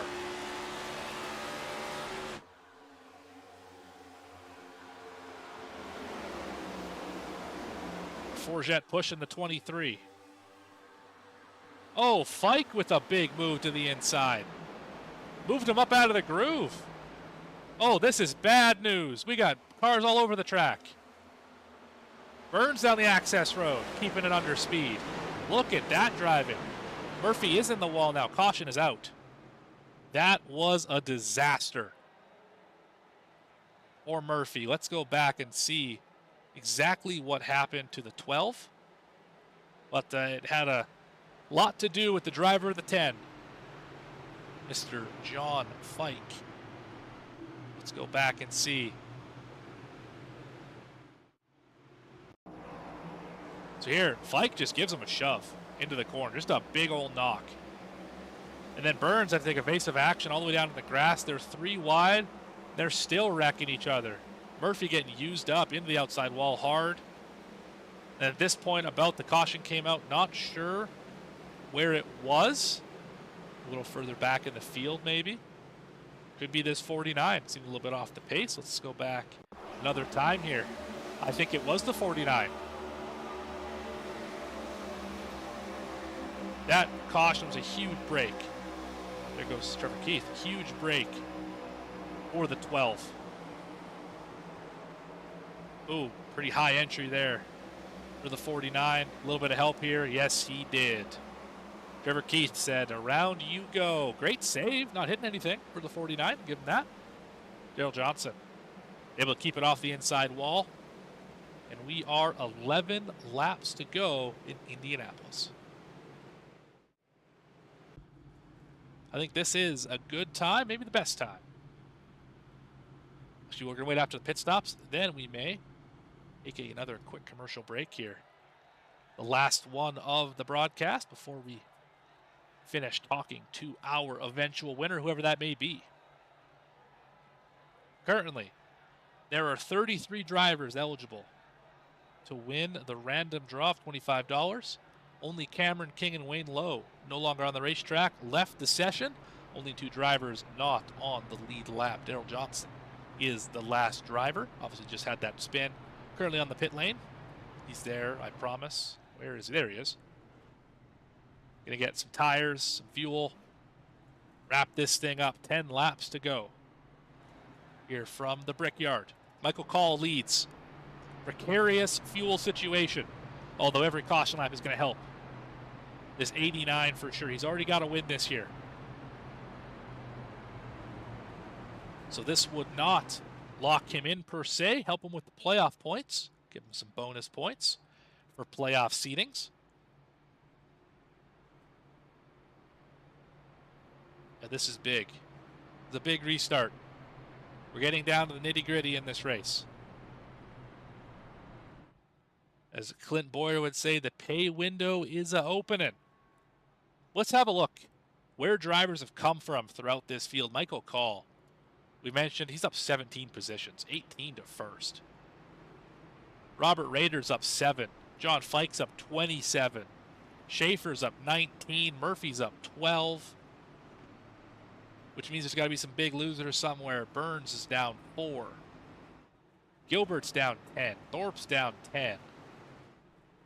Harrison's down 18. Linz is down 20. 17 down for Trevor Keith. The pit strategy is flipped end over end. And it is unfortunately cost some drivers the potential of a good finish. Still going to be about 8 laps to go, 7 laps to go by chance. I think 8 laps when we go back racing here. I think we are going to take that quick commercial break now. We'll be back right after this.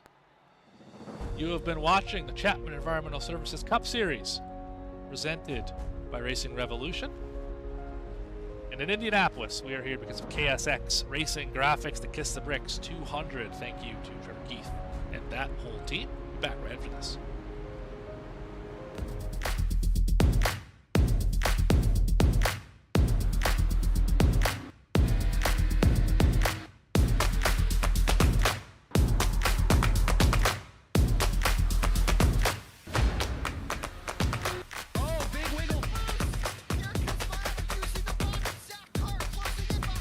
And here comes Milo. Big run out of 4. He's going to be there. Tristan Martin's there. Cannot count out to 37. Oh! The ball gets burned! Cabot, where did he come from? Here comes Slack. Slack. A punch from the 33.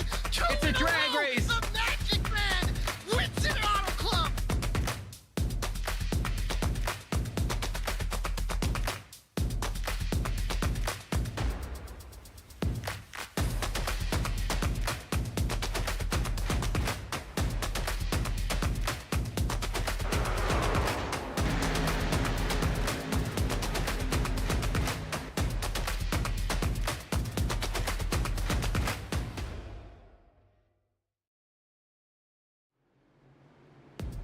Welcome back as we pick the field up between turns 3 and 4.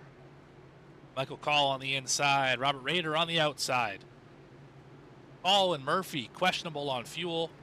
Rader we think can make it to the end, along with most of the rest of this field. In fact, the entire rest of this field to be able to make it. For those 2 cars on the inside, it is questionable, to say the least, if they're able to make it to the end of this race with what's left in the tank. But into the restart zone.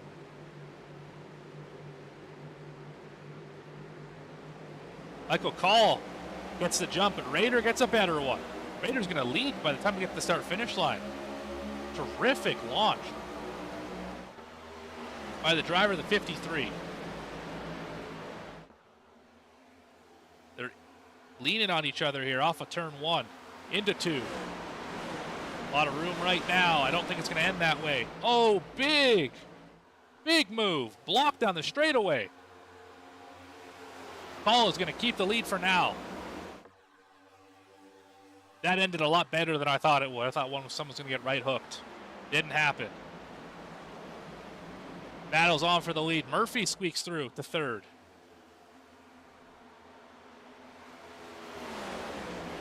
Big battle back here. We're 3 wide. A lot of drivers was up at the front throughout this entire race. Harrison. Keith back here. The 22 making some things happen. There he is. Led the vast majority of this race. Jeremy Burns has been fast all day. So is Forget. These drivers currently right around the back half of the top 10. They have to go now. 7 to go here from Indianapolis. Call, Rader, Murphy, Fike have pulled away from the field. Schaefer's 5th. Big group of cars behind him.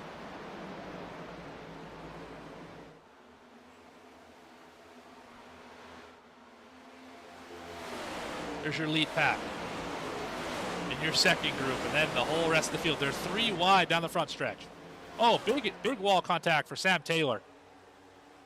It's going to widen everyone out a little bit more. They're still 3 wide back there. They're leaning on each other. Oh, they're hitting each other. Not playing nice back here for the 13th position. 14th, 15th. But you have to go now. There is all take, no give. This is not the time. Rader gets around Call. 53 to the point. 12 fighting for second. I think Call's going to get used up here. He's not careful. It's going to be close. 12 is clear for second. Fike to the inside. Here comes Forget. Run down the racetrack. Oh, they're hitting each other, dooring each other. Down the front stretch, still dooring each other. I don't know what's going on here for third spot. They are not being very friendly with each other. Colt's gonna cross them over. Fike's in the wall. They're inside of each other's cars right now.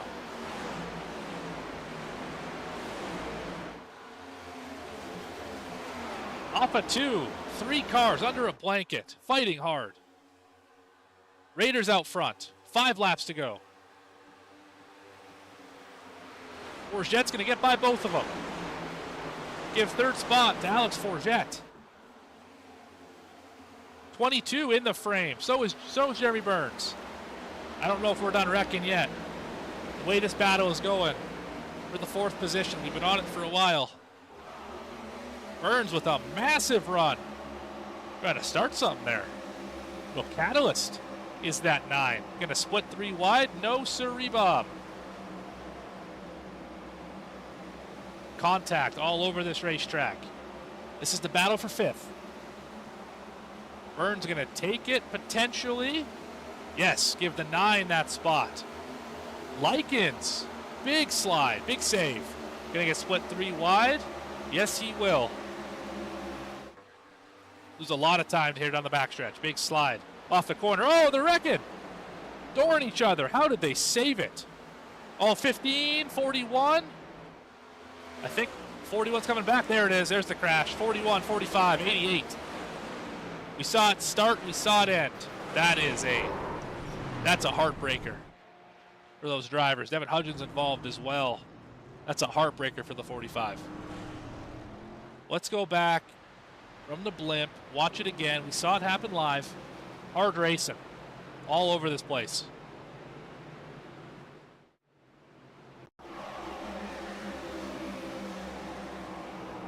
You see it up there. 15, 40, and 23 all 3 wide, and then the 41 just sails it into the corner. Then can't save it up into the 45. Lynn's in another incident not of his doing. That was questionable, I would say. But let's ride on board with 41 and see what he saw.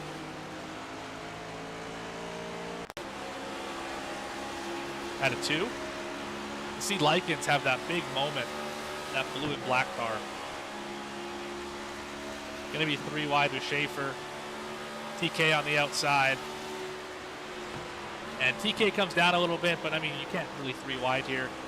The gap opened, then it closed. And then these cars, we've talked about it all season. These cars are the hardest cars to save once they're pointed right. You cannot bring it back. That's exactly what happened to the 41. That is not a driver's skill issue. That is a car flaw. The design of this car does not allow it to be brought back from a right-hand slide. Unfortunate for the drivers who was outside because they had nowhere to go. But what does this do? This sets up a green-white checker finish. Raiders your leader. Justice Murphy is second. Alex Forget in third. Michael Call fell back to 4th after getting used up by John Fike. Jeremy Burns 5th. Orlando Jr. is 6th. John Fike 7th. Travis Gilbert is 8th. Candyman Daniel Holloway, good run for him in 9th. And Grant Thorpe rebounding well after the win last week. He is in 10th. Al Likens, after the monster slide, finds himself in 11th. Tay McDonald, a good rebound to 12th. Christopher Schaefer, 13th position. Trevor Keith, unless something miraculous happens, going to be a disappointing day for the 15 who ran up in the top 3 for this entire race. Chris Nail, 15th. Erhardt caught up in that incident. Obviously, he is 16th. Minor damage, though, on the red, white, and blue 41. Parker Johnston is 17th. Jackson McGeorge, 18th. Nick Alves is 19th in the 24. Grant Turner, terrific rebound. Remember him? Wrecked down pit road early in this race. He is back in 20th. 21st is the 8th. Richardson, there he is doing his thing. Up 8 spots. Ryan Stedel caught up in a few incidents. He is 22nd. Daryl Johnson had a spin. He is 23rd. 24th is Bennett. Big damage on that thing, leading the modified division. Not what you want to be doing here in Indianapolis. Jacob Sirkovich, 25th.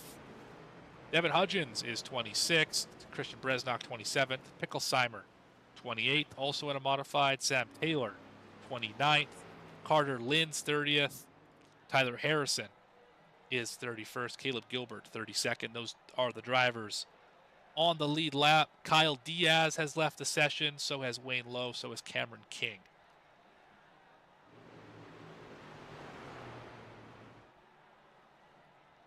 One lap to go until we hit the loud pedal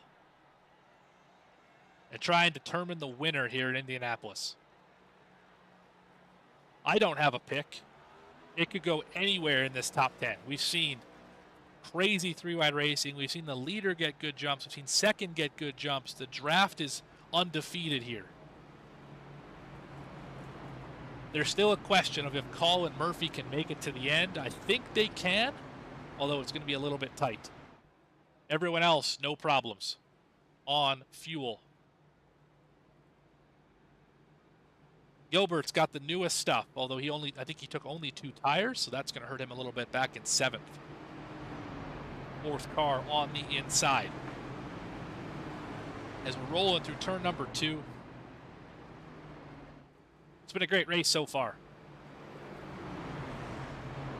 Race recap, 8 cautions, 7 of them after the stage. The stage was completely clean and green.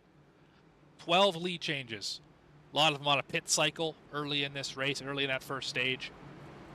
Some of them just through strategy. Drivers pitting early, drivers pitting late. Look at the weather, a little late for this.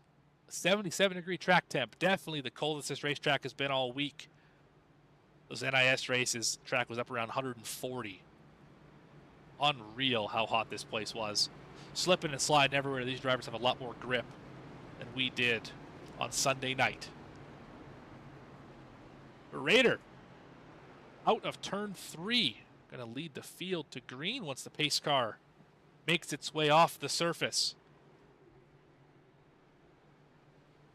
There's a look at the, I believe, 4-time winner this year. Forget got his win. Murphy has not. I think he'd love one. Pace car, hopefully for the final time, has left the racing surface.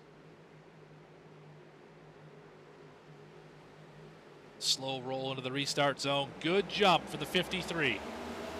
The 12 is going to get by Forget into turn 1. Forget, not a great start. Jeremy Burns alongside for 3rd. The 22 is right there. Forget's in the outside wall. Call's not out of this thing yet. 2 laps to go here from Indianapolis. Cars in the wall in the back. 3 wide. Burns blocked it. 22 said, I don't care. Call's going to get moved by Burns.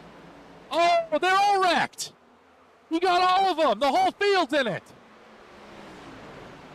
Oh, that's a disaster.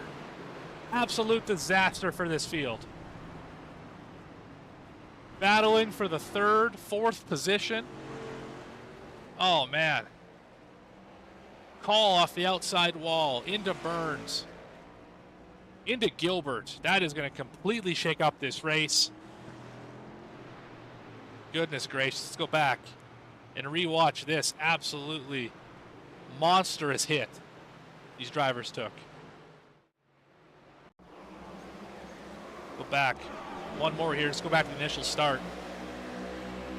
We saw this unfolding. Call with a decent run into the corner. Slides in behind Burns in front of Gilbert. Forget's in the wall here. This is in the middle of 1 and 2. Now we're in 2. Burns not a great exit. This is what causes that 3 wide. Big run here for the 22. You got to take it. 2 laps to go. He's probably not going to get another chance. Burns blocked them low. Call missed right here. Missed the shift. Burns got into him, and then right here caught them both.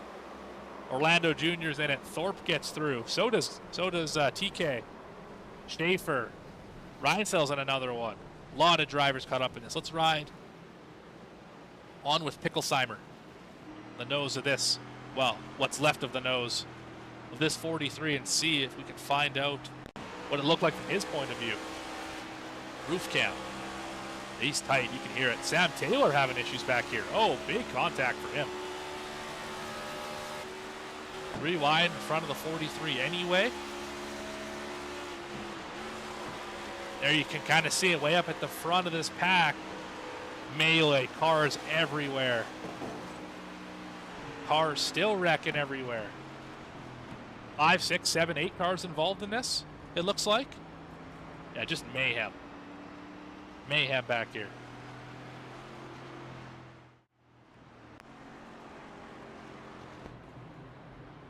But Raider still leads.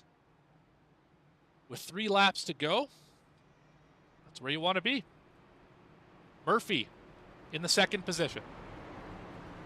Still, questions if he can make it. These extra laps not helping the case of any of these drivers, but especially the 12. He's in the worst situation. Forget in the 3rd spot. Orlando Jr. somehow made it through that incident unscathed. So did John Fike and Grant Thorpe. Those drivers just about caught up in it, but they were not. Holloway and Keith made it through.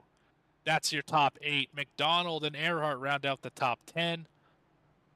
A lot of storylines here in this top 10. Parker Johnston in 11th. Jackson McGeorge, Nick Alves, Grant Turner, Richardson.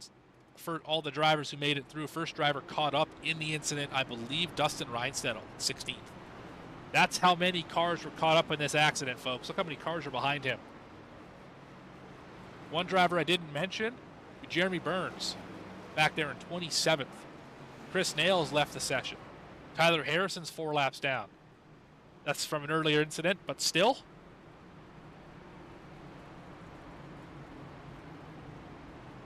Lot happening here in the end of this race. That was our 9th caution of the event.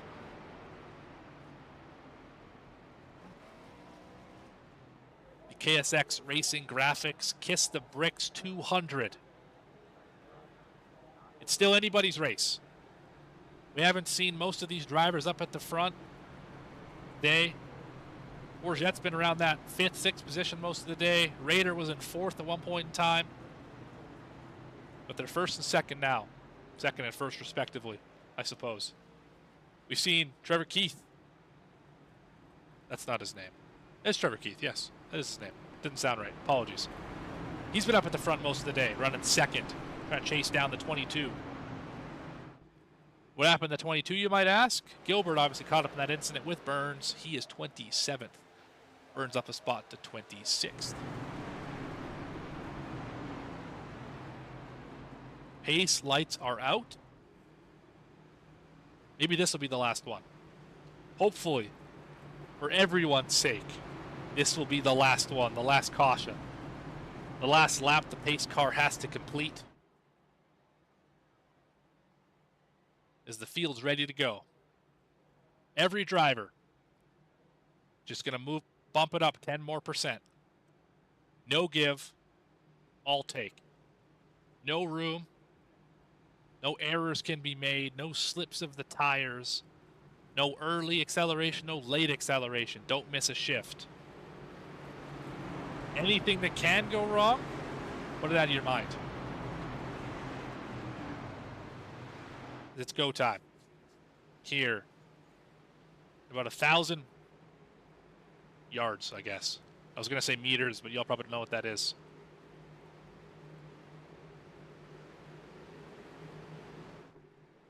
Pace car through turn number 4. Raider on the inside, Forget on the outside. Little history between these two. Seen it all season. No better place to settle it than right here in Indianapolis. Cars even. Rolling down the front stretch. Great jump again for the inside line. Forget missed it.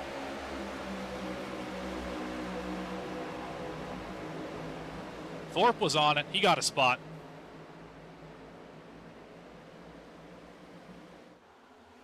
Top 5, 6 single filed.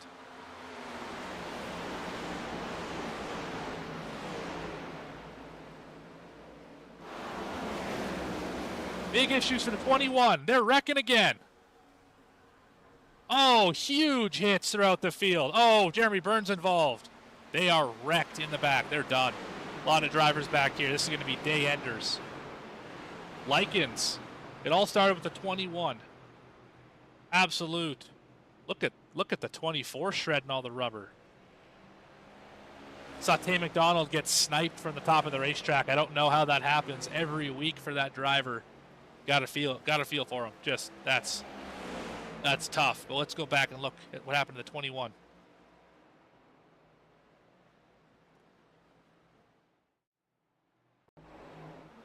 Already on the restart.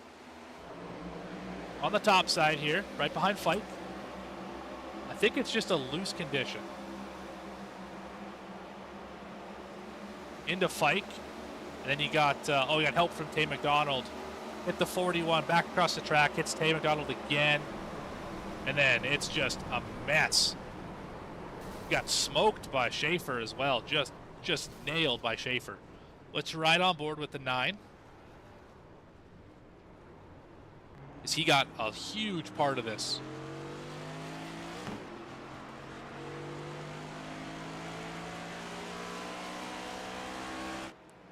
In fact, if I'm not mistaken, this may be the last lap of this event. Let's go back and find your leader here. As it does say final lap. So, of course, this is the Erhardt Homes Love Where You Live white flag. And that flag, I believe, will be taken by operator. If I am not mistaken.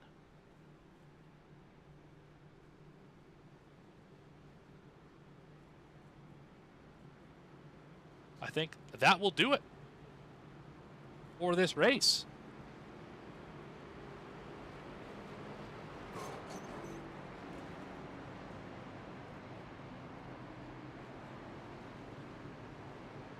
I would say that is exactly right. Robert Rader is going to be your winner here in Indianapolis. Murphy second. Forget will be third. Not the finish we were expecting, but it's the finish that we got. Big incident for a lot of drivers. We're going to go back and we're going to see if we can find out what happened to Burns. Watch that replay. Look at the onboard from the 9.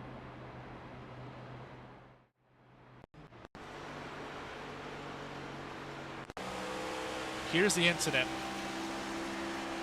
See the 21, 24 is back on the track, and yeah, there's just nowhere to go. Just a disaster. Trying to avoid that incident. Just a big old mess here on the backstretch of Indianapolis. Crazy finish to this race.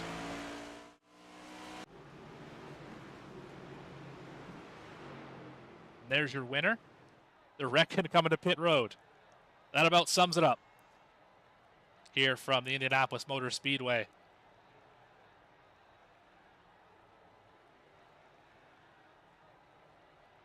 We've got your top 3 as well as your title sponsor.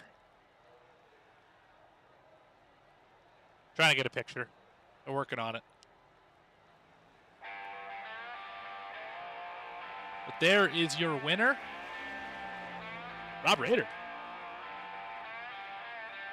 Don't ask me how he did it. I have no idea. But he did it. Led 13 laps. I think they were the final 13 laps. Was able to muscle his way through. Outlast the carnage. And drive his way to victory on a shortened green-white checker attempt that took out a lot of drivers we expect to be up at the front on a weekly basis. We're going to go chat with him. We'll grab the driver of the 53.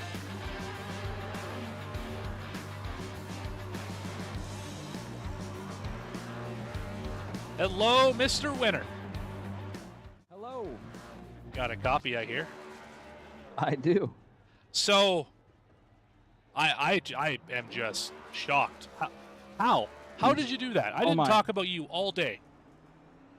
Well, I really screwed up at the end of the stage, and I was trying to make a little strategy play to kind of just get some spots. So I took no tires on that first pit stop, and then I put in what I thought was just enough fuel to be able to make it to the end of the stage, and I was able to make it to the end, but I wasn't quite able to make it all the way around. So I ended up having to tow 2.5 minutes, went a lap down. I barely caught the field in time to go green, and then fought from a lap down. Fought Chris Schaefer pretty hard for the lucky dog actually, and got past him just in time for the caution to come out. And then from there, I mean, cutting through the field pretty good, but then also paying attention to fuel strategy. And I pit what I thought was one pit cycle before you'd be able to make it green. Um, just expecting another caution and being able to save enough. And then we had a slew of cautions. So I was well good on fuel, had brand new tires on it. And everybody, I mean, I passed all the guys on the same strategy as me. And I guess the top 8 just waited too long to pit. And I mean, I'm shocked myself, but we'll take it. Yeah, you'll take them any way you can get them, like Bradley always says here on V-Speed. They don't ask how, they ask how many, and I believe that's 5 for you this year? Yeah, 5 or 6. Well, when I don't know. Are we counting the one I got DQ'd from? I'm going to say no. Okay, I count that one, so we'll count that one. I don't know Fantastic. exactly. I get lost on the number because of that, so I don't know. All But right, well, this one's pretty cool. it's more than 4, so that's saying something. That's a good season here for Yes, the sir. 53. I mean, I do remember you puttering around. I thought you were out of fuel. I guess I was correct. Puttering down the access road. Obviously, you said 2.5 minutes of towing. You went a lap down. What was just at that point in time? What are you fighting for? Are you, because you're not fighting for a win, if I'm not mistaken. What are you thinking about? What's the first goal in that situation? Well, I had pretty good pace at the beginning of the race, so obviously, first goal is to get back on the lead lap, and then I mean, I cut through half the field as a lap car there, so I felt pretty good about being able to maybe get back to a top 8, top 5, and then just always keeping an eye out for the strategy play that could really flip things for me. And I mean, I still had 6, 7 guys on the similar strategy, but just I think a little bit of talent, a little bit of luck on the restarts, and just having the cars in front of me go, I was able to get past those guys. So fast car, but luck absolutely helped today. And after it burned me last week, I'll take it. Another day where it all works out for the 53. Well, Yes, sir. who do you want to thank for this win here in Indianapolis? I got to thank Chapman Environmental Services. Got to thank EXR and the team. We worked well together all day. Got to thank Justice working with me on those last couple of restarts so we could both kind of get clear and settle it. And all about bugs, Erhardt Homes. I'm forgetting people. Buttkicker. I got a Buttkicker in this thing, and it's Ultimate exterior a lot of lighting. fun. That's ultimate exterior lighting. I'm gonna throw up from the burnout, man. I don't know. We'll take it. We're throwing up too. Don't worry about it. Don't forget KSX Racing Graphics for making you $50 richer. That is true. That is true. Thank you, KSX, man. Appreciate everything. And don't forget to draw for that winner of the random $25 finishing on the lead lap. Don't get too sick in the car. Yeah, where did Alex Brube end up? That's the question. P3. All right, yeah, he is going to be the winner then. Fantastic. We'll talk to him here in just a few minutes. Yeah, terrific race for you. Obviously got that win, and I mean everything. It's always a good day when you end with a win, especially at the Brickyard. So congratulations. Yeah, I'm gonna go lick some bricks, man. You go right ahead. All right, we'll talk to you later. Thank you. That was your winner from Indianapolis, Rob Rader in the 53. We are going to be back right after this with a quick commercial break. Come back with your results and interviews with second, third, and your title sponsor. Chapman Environmental Services Cup Series here at Indianapolis. It was a thriller for the KSX Racing Graphics Kiss the Bricks 200 We'll be back right after this. Chapman's been around for 32, almost 33 years. It's a great company. We've built it from 10 people not all that long ago to 32 people today. We continue to grow. We're hiring people all the time. If there's one thing that I could do, like before my time is up at Chapman, it is making sure that we've built a company that will stand the test of time. And my goal as the current owner of the company, or one of the owners of the company, is to ensure that we can pass the ownership of the organization on to the next generation of people coming up the ranks today.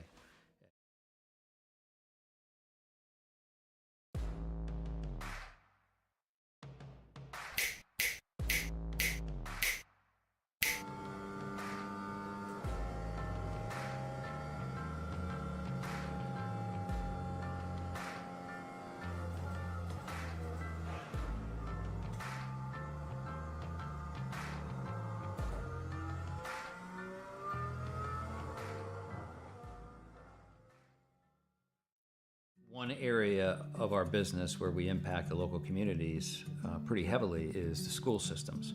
So we work for school systems all over the northern part of the state of New Jersey.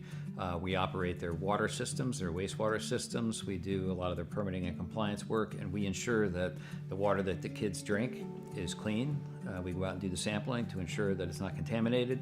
And we also treat the wastewater that's being generated at a lot of these facilities as well before it gets discharged to the environment. So we are supporting the local community through supporting the boards of education and the local school systems.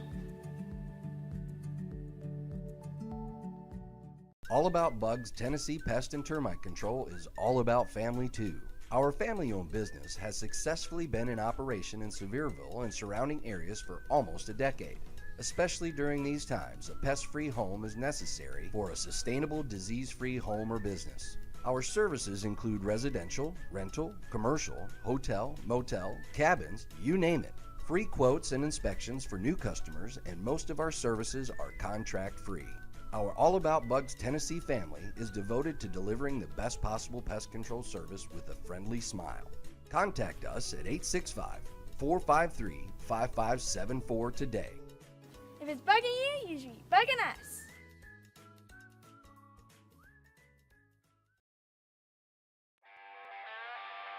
Back here, live on V-Speed, or the results, the KSX Racing Graphics Kiss the Bricks 200.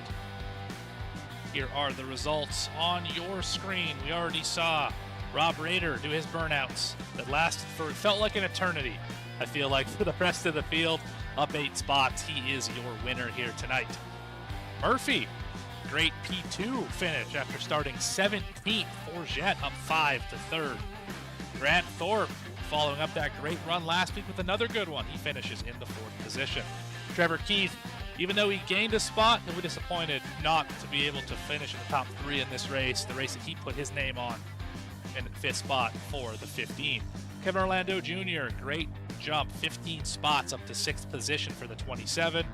Parker Johnston, didn't talk about him very much. It's a quiet day, 7th position. Jackson McGeorge, I think he was spun around at one point in time. 8th position for the 98. Erhardt was definitely spun around once. He finished in 9th. And Grant Turner, the comeback of the day, wrecked early in the race, came back to finish in 10th. 11th spot, Ryan Stedel, right where he started. Didn't move very much all day. That's the opposite of what happened. Up and down all day, finished 11th for Ryan Stedel. Richardson in 12th, good run for him. Gilbert in 13th. Johnson in the 14th spot. Quiet but solid day for the 49. Hudgens in VR gained a lot of spots up to the 15th position. Did it quietly as well. Bresnock in the 00 finished in 16th. Picklesheimer finished 17th. Travis Gilbert led the majority of the race, started 3rd. Pit strategy bit him, not as much as Michael Call did when he got into him in the right rear. Jeremy Burns, same idea. Had a decent day today, caught up in that Michael Call, Travis Gilbert incident. So was Michael Call. Obviously 18, 19, 20 for those drivers. 21st was Tay McDonald. 22nd was Daniel Holloway. John Fike, 23rd. Zurkovich finishes in 24th. Schaefer in 25th. Carter Lynn's 26th. Not a great day for the pole sitter. Last car on the lead lap. Nick Alves somehow finished 2 laps down, but ahead of 1 lap down Michael Bennett, 27th and 28th on the scoring pylon. Al Likens having a good run until they got loose out of 2 and caused what was, I think, one of the biggest wrecks of the day down in turn number 3, 29th for the 40. Sam Taylor crashed on his own off of turn 2. He finished 30th. 31st was Chris Nail.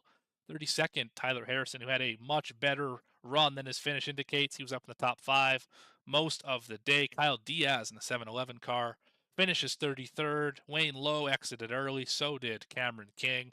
They ran out your field 34th and 35th. Well, that is the rundown of the race. All that's left now is to talk to our second and third place finishers. We may have an exclusive interview as well. Stay tuned for that. But let's get to it here. Start off with second place, Justice Murphy. Let's get him up here in the booth. Justice Murphy, you got a copy? I got a copy. All right. Well, I don't think this race played out as you expected it to. I mean, you gained 15 positions. You were caught up in an incident. I think you got turned from a side draft, if I'm not mistaken. Big scrapes on the left side of that car, and you still finished second. Tell me about it. Yeah, so poor qualifying, which seems to be just my thing. I can't find the single lap speed, but always have pretty good race speed. Worked my way to 10th by the stage with a little pitch strategy. You had some guys not take any tires there during the stage. You had some take 2, which is what I did. So I had driven from like 17th to 12th, then pitted and came out 12th, and then passed 2 more, got to 10th. If we had like 2 more laps, there was a gaggle of cars in front of me I probably could have passed a handful of, but just one of those things. Yeah, and then came in, got service, kind of just running along there. This is even worse because I guess I buried the lead here. My wheel at some point lost force feedback right around lap 10 or 11. So I had no force feedback in the steering wheel for the last 77 laps or whatever. So it was kind of like, I don't know, a little bobbly the car was relative to what I'm used to. And so I was just running, going down there, and 88 and 27 are trying to pass me. Don't really see the need for the side draft there, but everybody's got to do whatever they want to do there. So I was trying to kind of guard myself from, if he drifted up a little at all, I was going to be in the wall. So I was just trying to pull down a little bit to give myself some room. We got together there, so a little bit of fault to be had both directions. But yeah, end up in the inside wall, come down, get fuel and tires. And I told my teammates, that was on lap 56. It was like 24, 25 to go. I told them it could be the last stop, depending on how it played out, saving fuel. Like, it was going to be a big ask to save without getting another caution. We got one more. And some more people pitted, and it kind of cycled me into the middle of the top 10, and then just kind of worked from there. But yeah, we were on the number. We sat there and took the picture at the line, and then I drove the car to turn 1, and it shut off. So yeah, it was really close. But yeah, just sometimes things play out the way you need them to. Yeah, obviously the right call for your 12 machine finished in the second spot. And yeah, I was nervous up here for you on fuel because I see your 4 laps to the bad of everybody else, thinking, oh man, this is going to be tight, but you did it. Cautions obviously are going to help you quite a bit, although you probably didn't need the last 3 of them to put us in overtime. Obviously, just an interesting day for you. Lost the force feedback, like you said. Obviously, the car bobbled around more. How did you find the speed once you lost force feedback? Did it go away? Did you get more? What were your thoughts on that? The speed was interesting because you're used to maybe fighting it a little more, and so when you're no longer going off of like the cues that you feel in your hands, it's all visual and audio. Now the one good thing is I have the V3 pedals, so the rumble in those still worked, so I could still tell when I was rolling over the right front too much or on the right rear, but everything else was audio and visual, which is interesting when you're trying to keep it off the wall, especially coming off of 2 and 4. But I think it may have helped me a hair because it made me guard against being a little too aggressive because I couldn't feel if the car was getting sideways. So it maybe helped me a hair, but anytime we had a restart, especially when I was in the middle of the pack or like further back, it was definitely uncomfortable because we got around cars.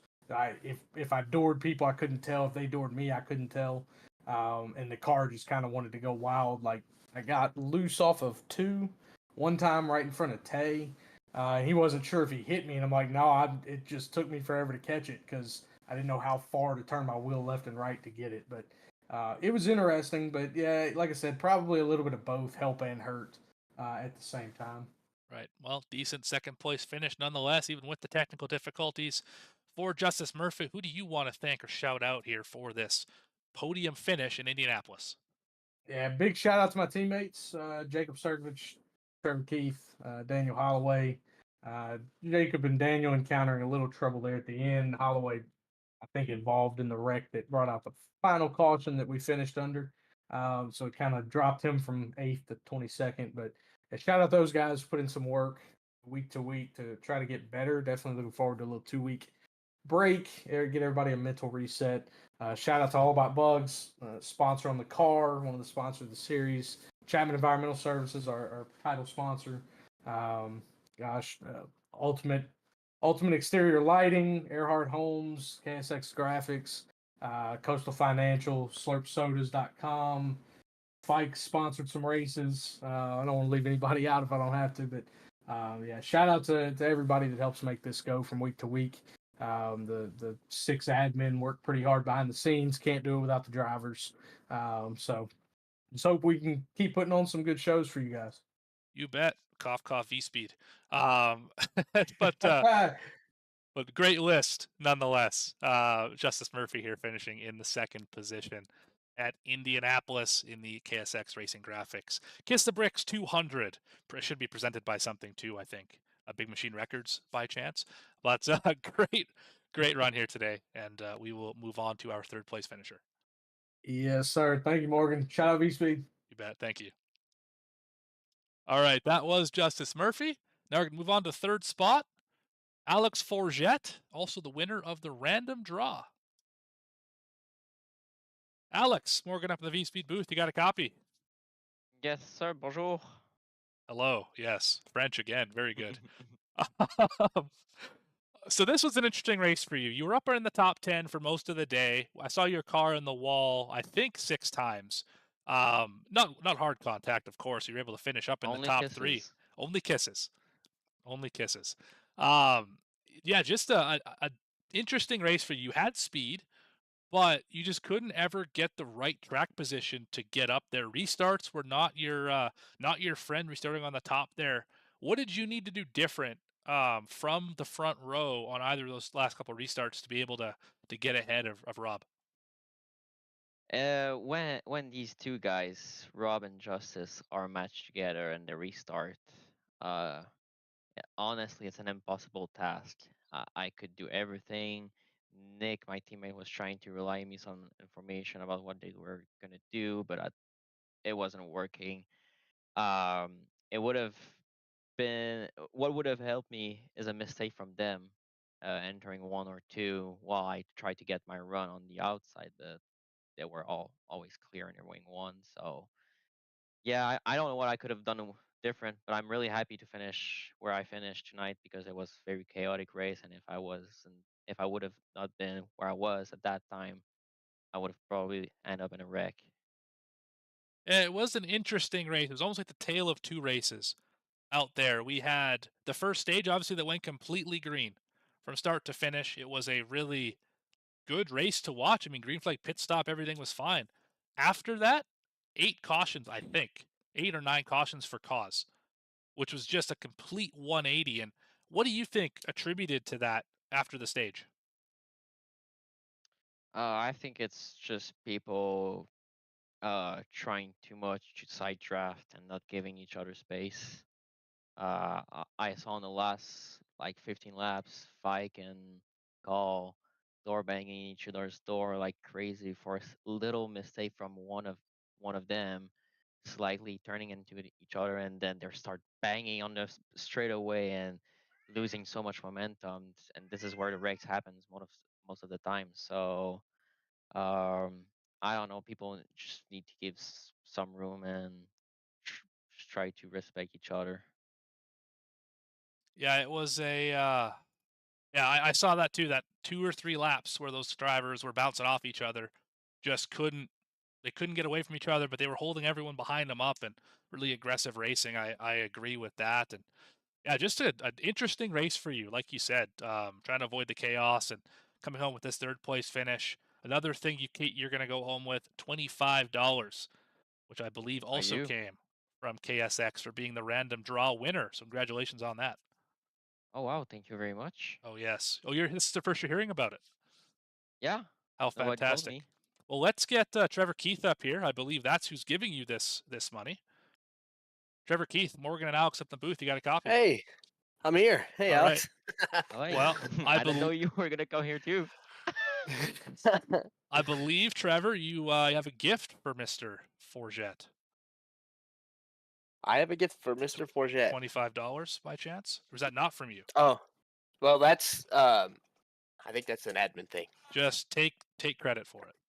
I will take Alex. Here's $25, buddy. Fantastic. KSX Racing Solutions or whatever it is. I don't know. We're Racing off the graphics. we're You're off the good. rails. I'm sorry. We're off You're the good, rails I know. completely up here. We're Trying to having find fun. That's all that solutions matters. to this train wreck.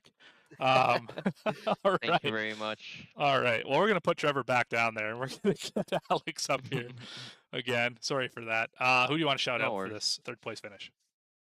Hi, I gotta thanks all the sponsors that makes this league possible every week, because otherwise we wouldn't be racing. So Chapman, Environmental Services, you got Coastal Financial, and Buttkicker, and All About Bugs. All these sponsors make this league possible. I gotta thanks them.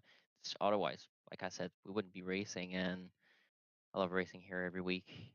Obviously, the last couple of weeks were hard, and my girlfriend Jess really helped me through that. So I gotta thanks her too. She really helped me through these tough moments. And yeah, everybody that supports me in this league, thank you very much. Right on, another solid finish for Forget. Maybe we're gonna get this this cold streak turned around, turn up the heat a little bit into the playoffs. Perfect time to do it. 2-week break coming up, but I expect to see you running hard at Richmond here in a few weeks. Yes, sir. Let's hope all the negative things are behind me and I'm on a good road now. Right on. Well, that is your 3rd place finisher, Alex Forget, tonight. So congratulations. And we are going to go chat with race sponsor, Trevor Keith. All right. Let's go find the 15. There he is. Trevor Keith again. Morgan in the booth. You got a copy. Yeah, I'm here. All right. Apologies for that. You're good. For there. All right. So you sponsored the race. In your eyes, as Yes, a sir. sponsor, thoughts? Fun race. I mean, Indy. When I saw Indy back on the schedule, that's the one I wanted, and I instantly messaged Rob for it. So I knew this is the track I wanted. The crown jewel. I mean, the race seemed. Hopefully, it was fun on the broadcast. It was stressful from my end, but hopefully, we put on a good show out there and represented our well. Yes, you all sure did. That first, like I was telling Alex, I mean, 2 completely different races. First stage, clean and green the whole time. Second stage, less than that. Just interesting how it flipped on a dime as soon as we got past that second stage, and we just couldn't really stay green. And obviously, you Yeah. kind of got bit by the strategy a little bit. You were running up in the top 2 for the vast majority of the race. Were part of the group to pit later. Did you ever think it was going to come back in your favor, or did you think as soon as you had to pit that it was kind of over? As soon as when on lap 60 when everybody pit and me and Travis stayed out, that's when I knew I was screwed. Because when I seen how many people like Burns and all those guys pit behind me, because I was debating pitting there. I was talking to Justice about it, and I was just going back and forth, and I picked wrong. And 9 times out of 10, if I make the strategy call, it's the wrong one. So I'm not very good at strategy calls, as you can see. Last year, I was the only person to pit under green at Martinsville, so I take that one with pride, though. So I knew the strategy was going to bite me. I did not think we were going to be able to drive back up to 5th, to be honest with you. I knew there's going to be a lot more cautions, and just making it through the field there, it was tough. I accidentally spun Daryl at one point. I've apologized to him 100 times. I still will. But all in all, it was a great day. Got some good stage points and finished 5th. And hopefully they put on a show up there when at the end of the race. I know Rob and Michael Call did for a while. Yeah, it was good for the 89 until he was in the outside wall and caused the second to last big one. Yeah, just say I barely missed that one too. Yes, a lot of drivers barely missed that one, including the driver right in front of you, Grant Thorpe, just barely missed it as well. Yeah, crazy end to this race. What's next for KSX Racing Graphics? We got 2 weeks off on Wednesdays here, so we follow the NASCAR schedule. So we got plenty of time to make some paint schemes. We might whip out a new one for me. Today we just changed the white and made it bricks for the theme today as a one-off. We probably won't run that one again unless we come back to Indy. We might. So we might debut a new paint scheme here when we come back from the break. The 18 debuted a new one today. Sure did. Love that one. That one was pretty cool. Just came out of my mind today. I was like, let me try this. So hopefully get together, get some new paint schemes out there, get some fresh ones, maybe a couple more numbers. If you're interested, if you're in the league, hit me up on Discord. Or if you're not, I'm on Facebook. You can also find me on Discord, Keystone48, if you wanted to, or Keystone Racing Graphics on Facebook. We got some time with the 2 weeks off, so now's the time to get one. Right on. That is your race sponsor, Trevor Keith, KSX Racing Graphics. I said it right this time. Yes. Hey, I messed up plenty being up here. Yeah, it gets loopy up here in the booth when you're by yourself. I'd imagine. Yeah, it was a good time here today. Go back and watch this one here on V-Speed. But I'm going to let you go, and we are going to wrap this show up. And thank you for sponsoring the race. Congratulations on the 5th place finish, and we will catch you in a few weeks' time at Richmond. Yeah. See you, Morgan. See ya. All right, that was Trevor Keith, title sponsor of this race. Like I alluded to, we are going to wrap this thing up. You have been watching Chapman Environmental Services Cup Series here on V-Speed. Specifically, the KSX Racing Graphics Kiss the Bricks 200 from Indianapolis Motor Speedway. Let's have a look at your schedule. What is happening in the future? 2 weeks off, July 31st, August 7th, no racing here on this channel for this series. You'll have to wait until August 14th at Richmond to get your fix of Racing Revolution's Premier Series. Please join us on that date, August 14th, as the Chapman Environmental Services Cup Series goes to the Richmond Raceway for the final 4 races before the playoffs. 8:30 p.m. Eastern here on V-Speed as we bring you flag-to-flag coverage all season long. And hopefully you've enjoyed the broadcast here. And if you did, please like and subscribe to the channel. Never miss a single race. We have more content throughout the week, throughout the year. It's going to get really busy here in August and September.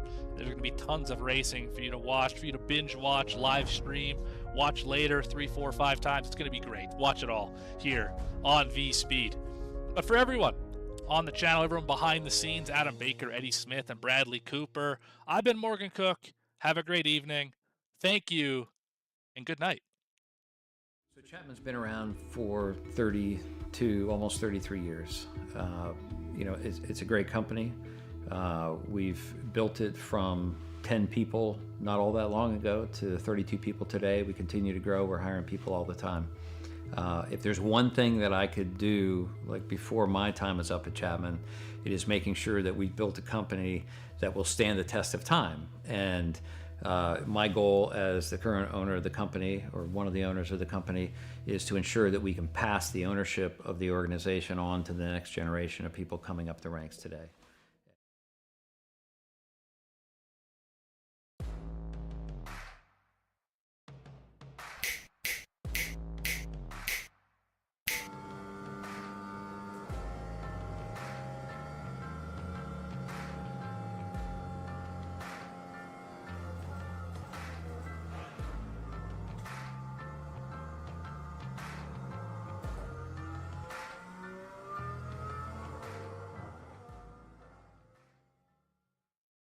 One area of our business where we impact the local communities pretty heavily is the school systems.